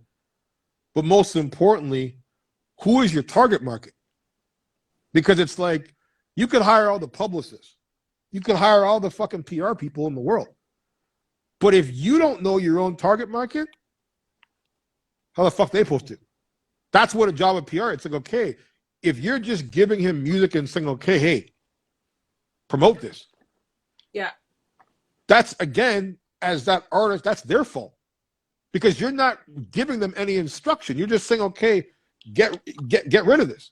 And it's like if they don't know you gotta remember, there's people that do shit for a job to get paid. They don't give a fuck about you or whether your music is out or whether it's just like, okay, you pay me, I do my job. That's why for me, like my approach has always been different when I work with people, because I'm like, look, don't get me wrong, we all like to make money. Who doesn't? Everybody wants to make fucking money. But for me, because of, and I was just literally talking about this today with Benz, who's in Montreal, where I was like, I've helped so many people in many different areas of entertainment. Open doors, give them connections, whatever. But then they've always made me regret it, because I'm like, two things. Either they don't do shit with it. It's like I can open a door for you, but if you don't walk through it, then what's the point of me fucking opening the door? Or you get the ones that, number one, that, as you said, that, use and abuse your kindness. And then you get the ones that take advantage because they know, okay, you know what, like, you're gonna do it. And I'm like, no, I'm not gonna do shit for you. Like, you gotta, like, I have no problem scratching your back. I have no problem opening the door. But at the end of the day, it's like, this is your thing. If I care more about your success than you do, that's a problem. And that's what I find with most people. It's like they want to be Jay-Z and Beyonce, but they don't want to do the work. Yeah. They don't want to do the fucking work. Well, that's why you see, like, a lot of artists, they kind of dedicate, like, 2 years to their craft. Like, a lot of up-and-comings, they dedicate about 2 years, maybe 3, and then they split. And it's just because, like, we didn't make it. So, but I think that's where this is another conversation that happened on Clubhouse. It's like it's important to kind of like identify, well, what are your expectations? Like, if you're in it to kind of like just get famous, well, then maybe you need to ask yourself again, why are you doing this? It could happen that maybe you blow up and you become that one-hit wonder, but I think for the most part, you have a lot of what they called on Clubhouse, like the blue-collar musicians, and just being kind of like a working-class musician in the industry, whereas like before it was maybe the top tier and then you're and the broke musicians. Whereas there's a lot of room now, even though it doesn't always seem like it, but there is a lot of room for a lot of musicians to be actively working and surviving in music. It's just that there is still a lot of gatekeeping, of course, and there's still a lot of finding the right avenues and finding just the right places for you. So I guess like now being an independent artist and kind of having rebranded and having this new record, I guess I'm still in that phase of trying to figure out, where do I place well? Where do I fit? And there is still that exploration for me with the rebranding and just trying to see what makes sense. I do a lot of things, so it's important for me to feel fulfilled that I'm doing all these things actively. So I'm using all my skills and I'm contributing to the world and to the industry in the ways that I like. So like when you talk about gatekeeping, there's a thing in the sense of many artists, for example, who have dealt with the bad gatekeepers, the ones that, number one, that and I don't know if you've ever, and if you have, I would love to hear about it, in the sense of like where you get these creeps, these creep producers, these creep fucking managers, these creep whatever, where they're like, the Harvey Weinsteins of the music industry, where they use their influence to basically say, well, I'll give you this if you give me some of this. Have you ever had to deal with that type of situation, being a pretty girl in the industry and having people, take you seriously? Have you ever, in the sense, everyone been in a situation where you've had to deal with that? Thank God, I gotta say, it happened once and only once. And I guess like lucky for me in that moment, it was a pretty like it was a pretty blatant like, let's have an affair and I'll play your music on radio. But obviously me being someone that like sticks to my values, and I'm like, hey, well, fuck this. Like, I don't need to get here off of hooking up in the industry. Like, I can get here because of my work ethic and my talent and my commitment to doing good work. So I just dropped that that contact, and I was able to get to the exact same place 4 years later without having to do that. So it took quite a lot longer, but I got there anyways. But outside of that, no, it like never happened, and I'm really grateful for that, because I do hear a lot of bad stories.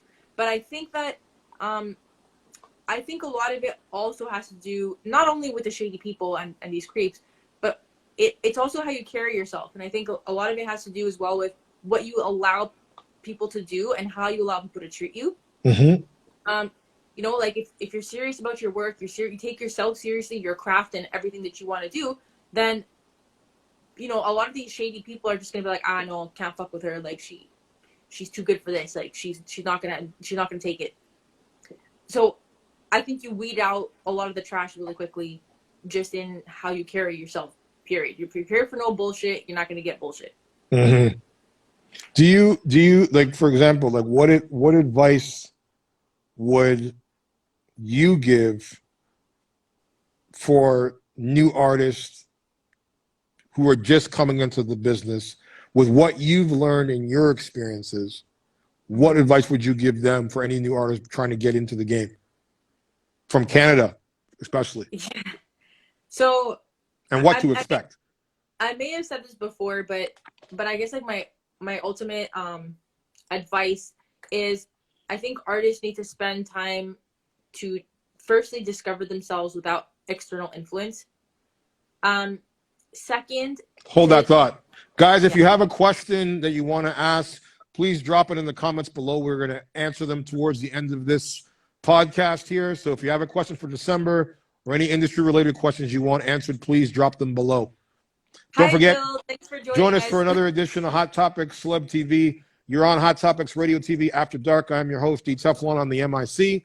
Don't forget, you can follow December Rose at December Rose Music. You can follow me at DTEFLON. Don't forget, each and every Tuesday night, we are here at 11 p.m. After Dark, and every Sunday, 6 p.m. in conversation, actors, producers, directors.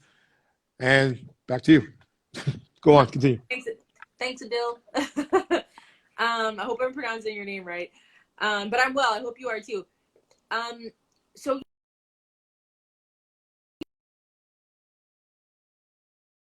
to know who they are. Oh, we're still on? Yeah, we're still on. Okay. So for artists to get to know who they are before bringing in external support so that they stay focused and not distracted. The second thing I think is for them to figure out what they're expecting, and what they want to contribute. Because I think that when you put your focus towards how you can best serve your listeners instead of what your listeners can do for you, I think that it takes a lot of pressure off and just helps you create more authentic content. So, and the third thing is just to be clear about what you're willing to take and what you're not willing to take. If you carry yourself seriously and you carry yourself like a professional, I think that you'll be okay. So those are probably my top 3 pieces of advice.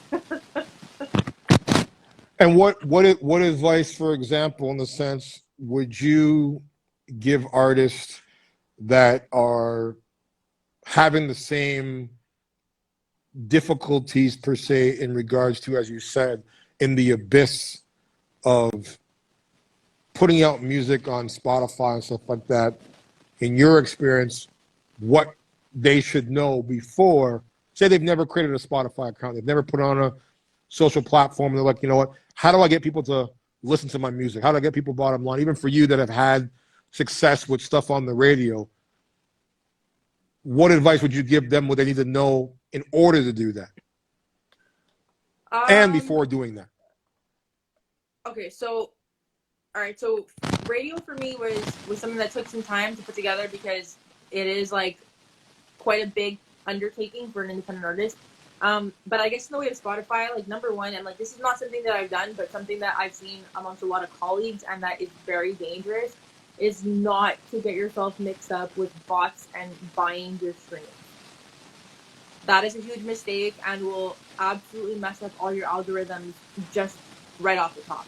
So explain more of that, so people that don't understand that. How would that? Sure. That's okay, so basically, like what happens is if you get put on these playlists with fake or like with bots, they just kind of put your song on repeat. So you end up with random stats. Like you might have this like a bunch of streams from, let's say, what do they call that? Amazon. What's the word? Alexa.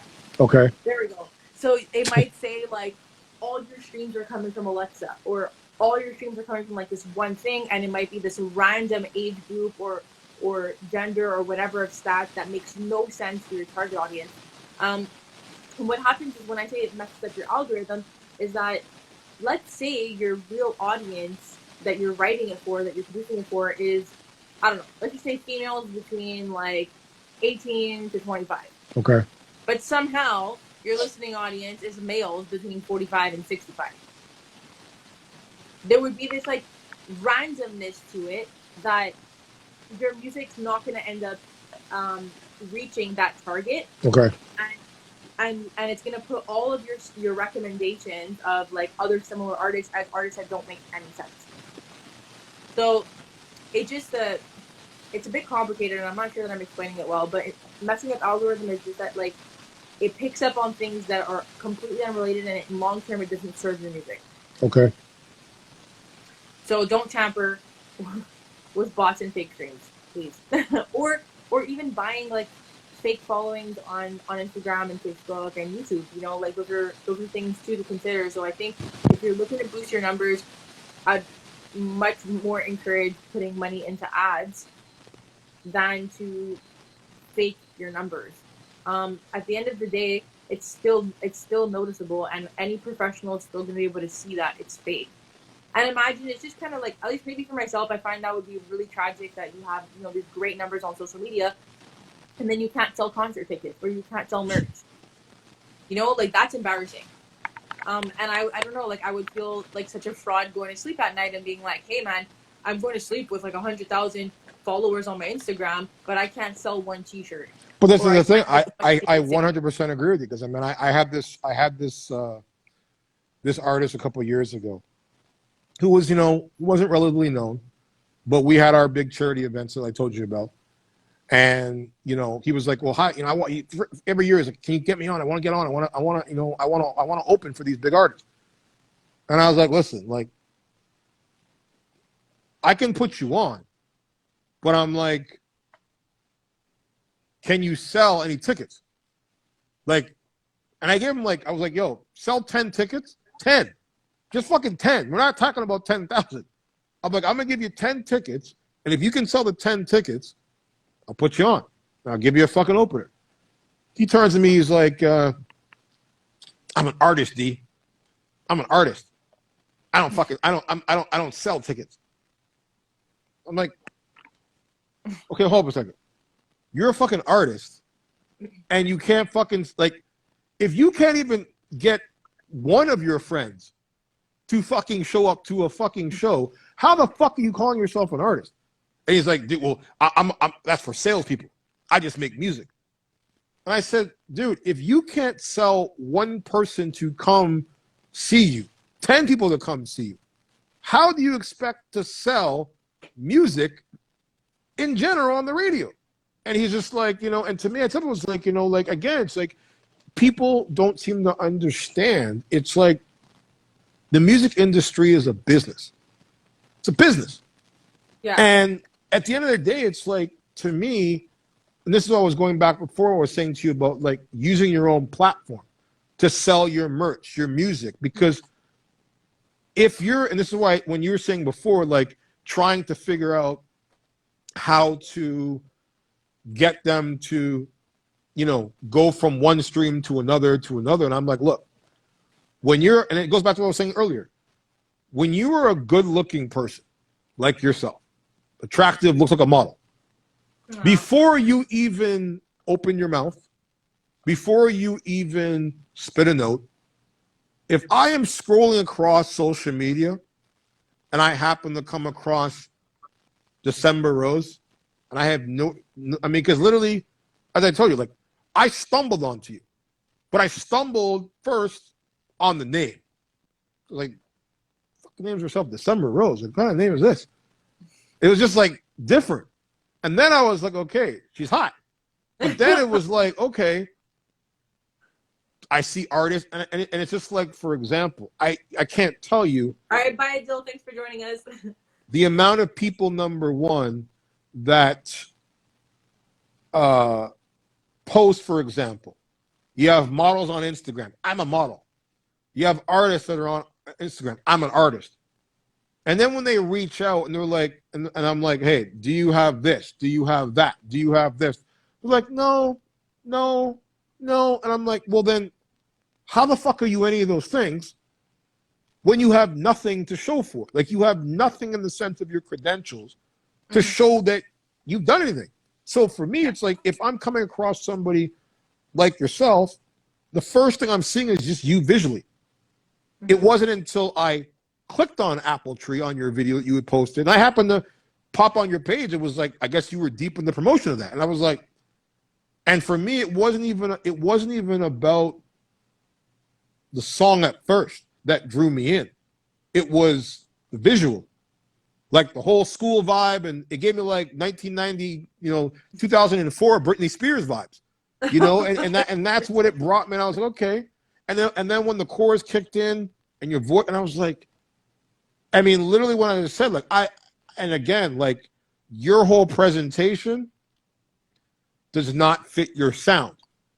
Like, I was expecting bubblegum bullshit that I've heard 1,000 times from like Montreal artists, where they just, again, they don't sound good. They think they sound good. And I'm like, yo, you're good to like play in a club that has no beat, no sound, no anybody in the building for anybody to fucking listen to this shit. But in the sense of actually listening to where I'm going to put this into my playlist, no. And literally, I remember I messaged you and I was like, yo, I'm on my way home and I'm pumping fucking Apple Tree loud in the car, and my head was bumping, and I was like, okay, like, I got to know more about this artist, and why is she, not in the sense, number one, to me, like, as I said, like when I look at like your song, for example, Raise Your Voice, did massive numbers, what do you feel with that song? Why that song was so successful in the sense of over 325,000 streams, and Apple Tree didn't have the same effect? I think it's because with Raise Your Voice, it was a bit edgier. Like, it kind of was like shaking some shit up, like Raising Your Voice was talking about, like, it was addressing like some feminism things, some like the Me Too movement. It was addressing like social injustice. So I think it was just like a hotter time about these topics. So this song gained a little bit more momentum just on like that social and political landscape of things. So why didn't you stay on that path then? Because I didn't want it to be that's not like what I am as an entire artist. It was something I had to say about an experience that I had, and it touched on a lot of these subjects, and it resonated with a lot of people. So I didn't want to start just like building music around one thing that kind of sort of maybe worked. Right? But how would you know if you didn't try, though? That's my question. Because to me, as I said, you remember I said to you before about keeping that pressure on their neck. So you had their attention, and you're talking about relevant issues that is easily going to get your stuff socially viral to get people to keep playing. And that's why I tell people, it's like, once you have them, once you're at a certain point, it don't matter after that. Like, you can put out whatever the hell you want, because now you have them in the palm of your hand, where they're like, you gotta remember, like, I tell people, number one, like, the industry, the way it is now compared to before, the radio stations, the video stations, they tell you what to listen to. They tell you what they think is good. And you just get fucking forced into being like, okay, this song is good. Because it's been played to death in your head over and over and over again. And that's how, for example, when artists, bottom line, I mean, I said, like, if you listen to the Bad Bunny album, I was listening to it this morning, I was like, who fucking buys this shit? Like the first song, don't get me wrong, the first song, I didn't even realize he was the artist. I was like, okay, I've heard this song before, and it was good. Mm-hmm. But then the rest of it, I was like, this is complete. I wouldn't even pay $1 to go see this fucking guy. But at the end of the day, he was told and told and told and told, you're the shit. And he's telling everyone, and everybody in the music industry saying, you're the shit, and you're the shit, and you're the shit. And sooner or later they go, okay, well, he's the shit. And that's why I said for you, it's like, why wouldn't you keep that pressure on when you have a track that, like you just said, Raise Your Voice, that spoke on issues until number one, and that's remember I was telling you before about keeping those bullets in your pocket. Yeah. For later where it's like, okay, I've got them in my attention. I've got them hot noticing for me for a minute. And then when you think shit's about to start cooling down, yo, motherfucker, I'm still here. And you start firing more bullets at them. But this is what problem is that artists is like when they get that momentum, they stop. So hold on. So I wouldn't say that I stopped because like I already had at least 5 of the tracks for my album lined up. So I already knew kind of like going in, it was Raise Your Voice, When We Were Young, Apple Tree. Like it was that specific order that I knew I was going to be releasing my songs. So Raise Your Voice felt like someone asked me, you know, like if you're to blow up tomorrow, what's the song you want to be remembered for? And so for me, it was hands down Raise Your Voice. I was like, I want people to know me as someone that's not afraid of speaking their mind, of addressing things that are important and challenging them to do better. So I released that one and I just kind of like hoped for the best. It was my first major, I guess, like independent release. Okay. Then I guess to follow up with that one, it was When We Were Young. It felt fresh. It felt like also anthemic, but I wanted people to just feel good when they heard that. And to be honest, When We Were Young outdid Raise Your Voice. I got a lot more radio traction and just general buzz.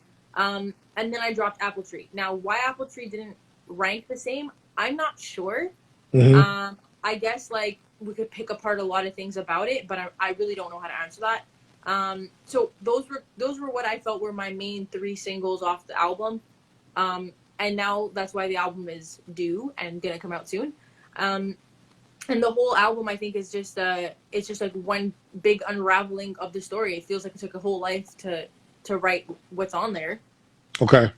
And yeah, so it was. I guess in hindsight, I didn't run with Raise Your Voice anymore because I had already the content made that I knew I was going to release in a specific order, and I really didn't know what would work. So I tried all of these that felt like it was just solid songs, like one after the other, to give them stuff to feel excited about. So Prince on Tiger 424 asks, thoughts on when a song is popular on iTunes and YouTube, but 2 songs aren't popular on iTunes, but on YouTube have a combined 284,000 views you're viewing, but you're not buying. Well, that's correct. I mean, here's the thing. I don't know if this makes me a bad music fan, so it might be kind of awkward to say this, but like, I consume a lot of music. I listen to a lot of music, but I don't buy music. In fact, like when was the last time anybody really bought a record? You know, and it's not. I don't think that it's a good or bad thing. I mean, there's some people that like having that physical CD or that physical vinyl or whatever it is.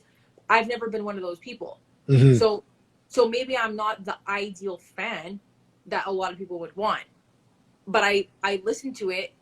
I love it. I put it on repeat for like a whole week and then research on the artist. And I don't necessarily even message them to say like, hey, I loved your song.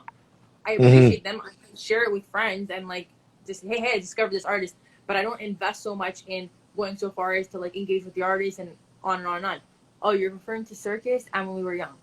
Yeah, exactly. So it's exactly what I'm talking about, David. Like I listen to a lot of music, but I'm not necessarily gonna buy it. Who inspires you? Like who inspires you as an artist?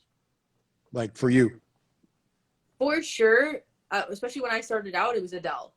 I guess like in high school, I was kind of like I had glasses and braces and puffy hair and just a little bit of extra weight, just a little, the baby fat that didn't melt off until I was 18, you know. So when Adele came out, you know, and she was kind of like the overweight and non-stereotypical like hot female image, I guess that just kind of like hit for me in the right place, because it was like, well, damn, like she's kind of like the girl next door. So if there's room for her, there's room for me. Okay. So she brought me comfort just on, I guess, like the physical appearance thing, but also I felt like I was kind of like a sad teenage girl like anybody else, you know, and she was singing about all these sad things that I was experiencing or that I resonated with, and her tone. So there was a really big difference between 16-year-old Rosie and now Rosie singing, because I was still in development. My voice was still maturing, and I was still learning how to use my instrument. Mm-hmm.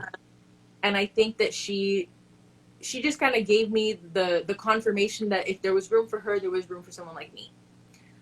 So she definitely inspired a lot, as well as Amy Winehouse. Amy Winehouse, I would say mostly for her tone as well, and just kind of like her tone, I would say. And then later on, I would say it was Jessie J and Lady Gaga. And with Lady Gaga especially, it wasn't even so much all of her dancey stuff, but it was mostly her like more songwriter type of songs, kind of like the material that she put out in A Star Is Born, or some of the old stuff that she had on YouTube for when she was in university. I felt like that was gold to me. Okay. And everything that I respected about her, that I was like, damn, like this girl can sing anything and she can write anything. And it was just, I think that was like the kick in the pants that I needed to be like, I need to train, not just to be able to sing songs. I want to be able to do anything that I want and to sing anything I want with no limitations to, oh, well, I'm a singer. No, if I'm a singer, I have an instrument and I want to sing how I want and execute what I expect. Referring circa, so when you say that you basically don't base actions purchase on how much people like your music, yeah, exactly, David. Like, I don't think that purchase has anything to do with people liking the content. I love a lot of content and I just don't buy it. Mm-hmm. You know, and everybody, I think, expresses their liking content differently. It could be through, like, I might not buy the physical copy of the record, but I might go pay a ticket to go see them live. You know, I also don't like buying merch. I have a lot of clothes that I like from other things, but I don't like wearing merch with like things stuck on the front. But that's just personal style. So I prefer consuming the material or consuming their content by maybe supporting a concert ticket.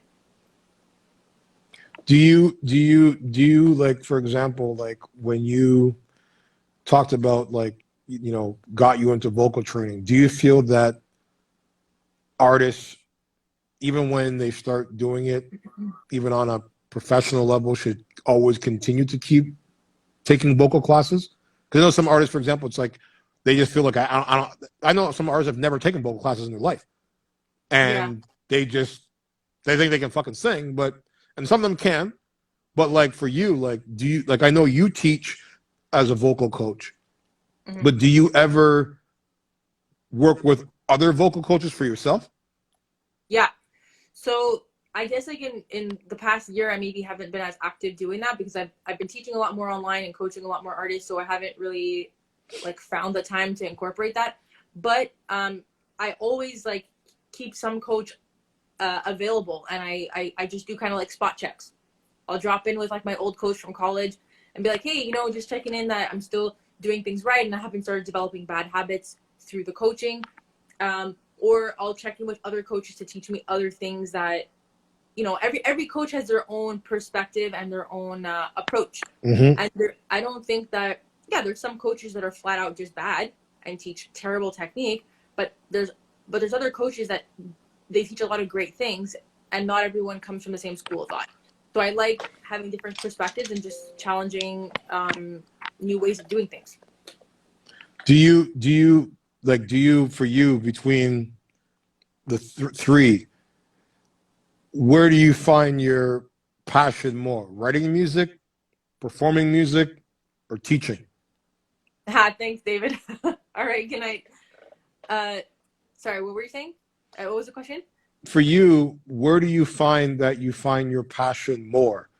Writing music, performing music, or teaching? That's a great question. I feel like they're all equally important, because if I'm doing any one by itself, I eventually start to feel like I'm lacking something. So if I do too much teaching and then there's a long period of time that I'm not writing, then I feel unfulfilled. Okay. And same if I do a lot of writing and then neglect the teaching, then I feel like I'm not sharing my knowledge with enough people, and then I also feel unfulfilled. So it's weird, because that's why I guess I feel like they're all really important aspects of myself, and I use all of them in my presentation of like, this is me as an artist, because all of these things are very strong qualities and characteristics about me as a person and as an artist, to be able to do all of these things. I know you were a judge for the Junos. How was that experience for you? That was really cool. It was a bit bittersweet, if I might say. Wait, David, what was the question? Sorry, I didn't see the question. I'm sorry, I didn't deliberately not answer. I just don't know what the question was. Let me scroll up. Dang it. It is. Yeah, David, you just wrote, got a question, and then You said, do you remember my first YouTube request for you? And if you come to Disney World and don't tell me this time, you're getting blocked. Oh, that's hilarious. Oh, okay. I don't remember the YouTube request. No, can you remind me, please? And yeah, if it comes to Disney, I'll let you know. No worries.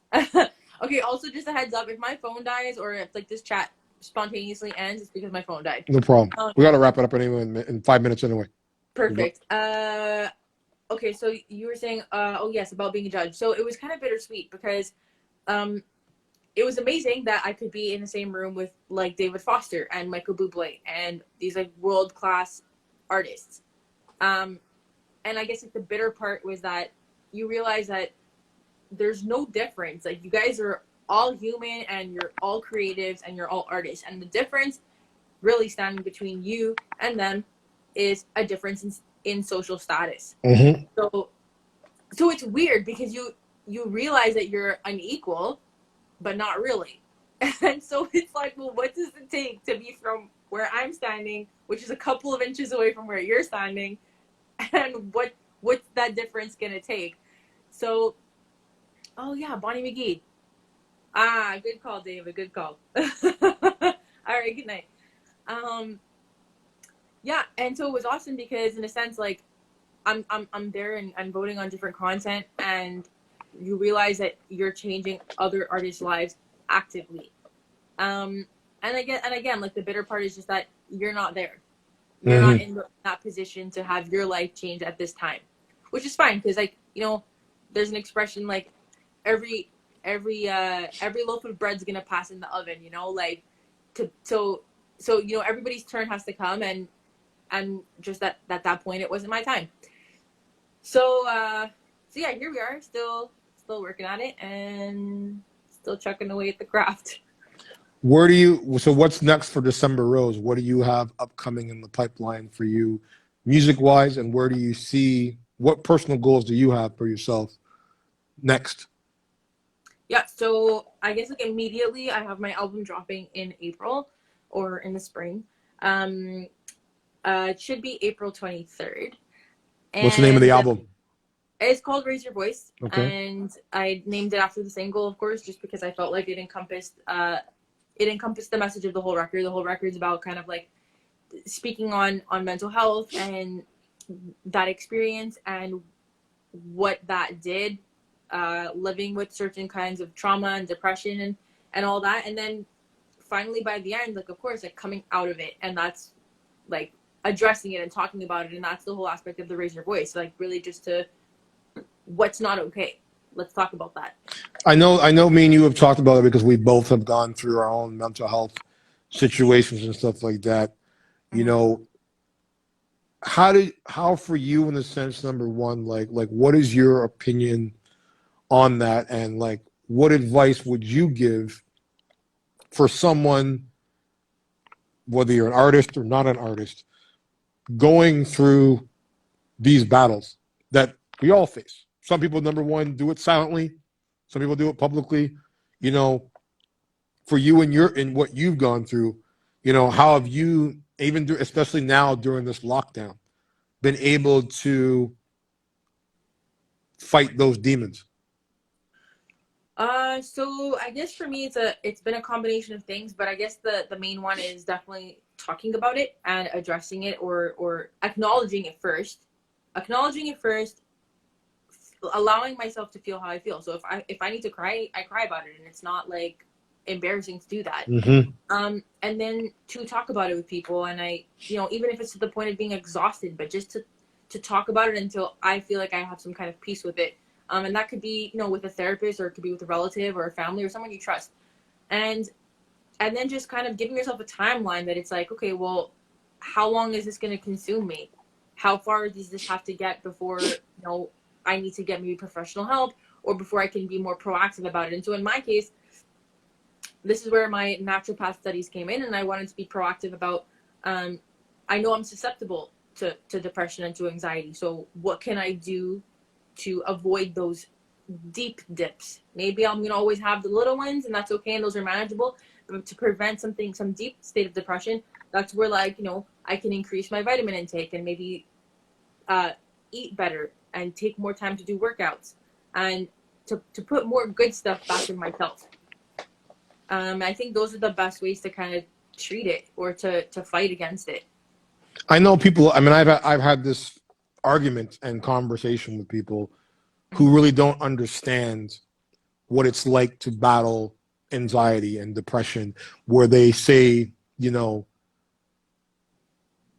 nobody gets depressed. Like it's a you can just shut it off. You can just control, your thought process, and positive thinking and all that other bullshit.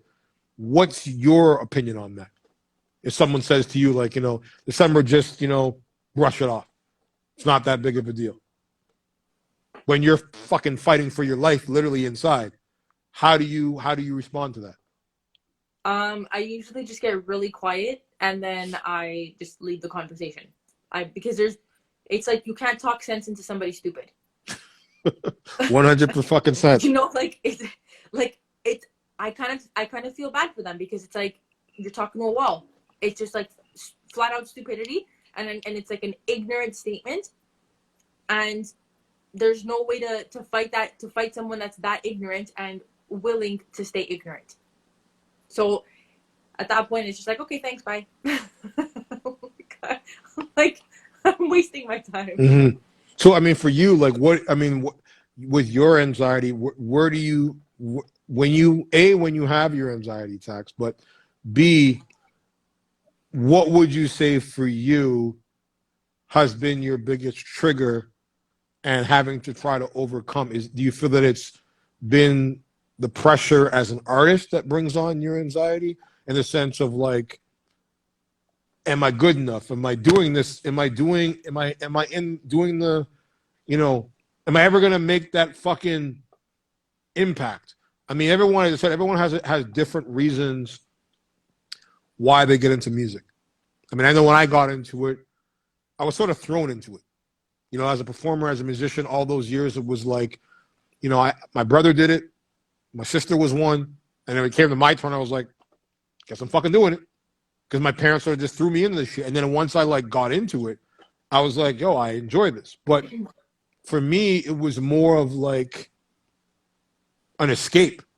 Like, when I was up on stage and shit like that, performing in all these different places, it was like I would just turn off the lights in my head, close my eyes, and I'd be drumming or whatever, and I'd forget about whatever bullshit was going on in my life. Then I transitioned that into the nightlife scene, where I was like, okay, I'm creating all these huge parties and events with people. That was my escape. And then I left from there and jumped into the film industry. I was like, okay, I can be on a set and close my eyes and become another person. So for you, like, where do you feel for yourself, like, your biggest trauma and anxiety comes from? Is it more interpersonal, or is it from pressure from the music industry? So I do still struggle with a lot of, like, internal personal stuff from my upbringing, and it's. Hold on a second. I can't hear you. Hold on. Yeah. Go ahead. Okay, I was just saying that I find like I do actively struggle with a lot of things from my upbringing, Okay. and it's things I need to constantly and consistently work on and kind of discuss, find new and healthy perspectives to move past it. Um, that's number one, and then the second thing, which I guess is more of like the icing on the cake, or maybe a lot of that trauma kind of spills over, but I would definitely say like the industry is a big source of anxiety because it's just like a lot of unhealthy competition, uh, one upping, lack of support, lack of stability. And I don't like using negative terms like lack because there is plenty and there is abundance, but it's just that there's a very unhealthy terrain that's set in the industry where a lot of artists are just spreading themselves thin to do a lot of things to feel like they are worthy of attention or to feel like they are worthy of investment or of support or of recognition, as opposed to just feeling like there is a space for them and that they belong and that they can create and that it's appreciated. So for sure, I think the instability in the industry and just the way that things are going right now, or it's the volatility is frustrating and anxiety provoking. So I'm going to close it off with I want to ask you one question. Last question is that Yeah. for any artist, for example, that is facing even the same challenges that you have faced or is going through any bit of mental health situation because of the industry and the pressures, what advice, lasting thought would you give to them? So something that I think's been helping me is to get back to focusing on why I'm doing it in the first place. And that's where I think we really need to evaluate, you know, are you doing it for fame? Are you doing it for popularity? Are you doing it because you have something to say? Um, and I think that the closer you get to really figuring out what you're contributing and what you can do for the industry instead of what it can do for you, I think that it's going to be really redeeming, and you're going to just feel a lot less pressure to find your place, because as long as you're creating because you have to and because there's something to say, it's less about finding room and more about people discovering what they didn't even know that they were looking for, if that makes sense. No, it does. So for you, I mean, where is your goal with the music? Yeah, so mine, it's changed significantly, I guess, over the years, but I guess in the last few years, and especially with this album, like my main goal is to reach the injured and to reach the people that are looking to overcome their downfalls or to overcome their obstacles, and people that are looking to kind of find community in healing from mental health. So I mean, that's what I'd like to accomplish with it. And of course, like also grow in the coaching and the mentorships and just developing community around my record. So, whether it reaches, 100 people or it reaches a million people, I don't know. Sure, the more the merrier. But for now, this record is just something that I need to get out of my system. It speaks like a lot of very sad things from my heart, but I feel great about it, and I'm glad that it's over and that it's out, that it's going to be out. So tell people again, when is it going to be released? It's going to be released April 23rd, and it's going to be on all streaming platforms and all those places that you search up music. Okay, so after this we're gonna talk about that, and you're gonna get me all that stuff, and I'm gonna help you promote the shit out of that before it goes out, because I think people need to really hear this woman and hear her voice and hear her story. She's a beautiful human being. She's a beautiful soul. And honestly, December, I'm really looking forward, like again, like once this bullshit, never ending fucking coronavirus is over, that we will be able to, in a sense, not only, work together, but in a sense, be able for me to be able to put you in some of our events so that people can really see where I know that your music can touch a lot of people and touch a lot of people, number one, that are going through these same similar challenges and be inspired by your story and be inspired by you. I say to you, my friend, keep doing what you're doing. I know that, number one, that, you know, life throws us a lot of challenges that sometimes are unexpected, but, you know that anytime, any place, anywhere, you need anything, you need to talk, whatever, you know, I got you. And know that I'm behind you 1,000%. And I look forward to seeing you grow, not only as an artist, but as a human being, and just taking your game to the next level and sharing your gift with the rest of the world. Thank you. I appreciate it. So I want to thank everybody who joined in tonight. I want to also have you back at some point when we do next month, which we're going to be doing Music Month. I would like to set up a live performance on you coming back, if you're interested to come back on the show. Yeah.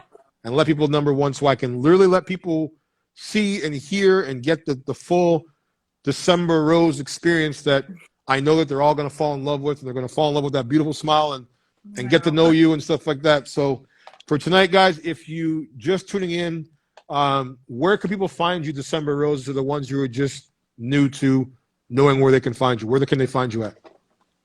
Yeah, they can find me December Rose Music on all platforms. I'm there. Or my website, decemberrosemusic.com, which is the general hub to all my platforms as well. And what songs should they, for you, your personal favorites, what songs should they search up on YouTube? Any of these top three. So either Raise Your Voice, When We Were Young, or Apple Tree. But D would maybe tell you guys to listen to Apple Tree. Definitely. I will definitely do Apple Tree. Then I'll tell you listen to Raise Your Voice, and then actually no, the other one before that, When We Were Young. That would be my second choice, and then Raise Your Voice. So I look forward to you guys. If you guys love this podcast, make sure you hit the subscribe button by clicking the link in the bio. If you missed the entire show, don't forget, tune in on Thursday. This will be uploaded for you guys to watch on YouTube. Make sure you hit the subscribe button. Don't forget, for all you Karate Kid fans that are out there, and Power fans that are out there, we got some great shows coming up every Sunday, 6 p.m. Eastern Standard Time, 3 p.m. Pacific Standard Time. Next week, my brother from another, Sean Kanan, the bad boy from the Karate Kid #3, and also in the recent Cobra Kai series, will be in the building. Also, the following week after that, Shane Johnson, the legendary actor from the Power series, he plays Cooper Sax. And I got a whole bunch of other different talent. So make sure you guys follow Hot Topics Celeb TV on Instagram. Also follow Hot Topics Radio TV podcast, where you can listen on the drive to work or to work, wherever the hell you're going. If you're in coronavirus and stuck in your house like she is in Montreal on a quarantine curfew, you can listen to this playback on Thursday, as I said. Watch the whole thing. Leave your comments, leave your feedback. And December, I want to thank you for joining us tonight. It was a pleasure to have you on here. And let's see you soon. All right. All right, sweetheart. Take care. Good night, babe. You too. Bye.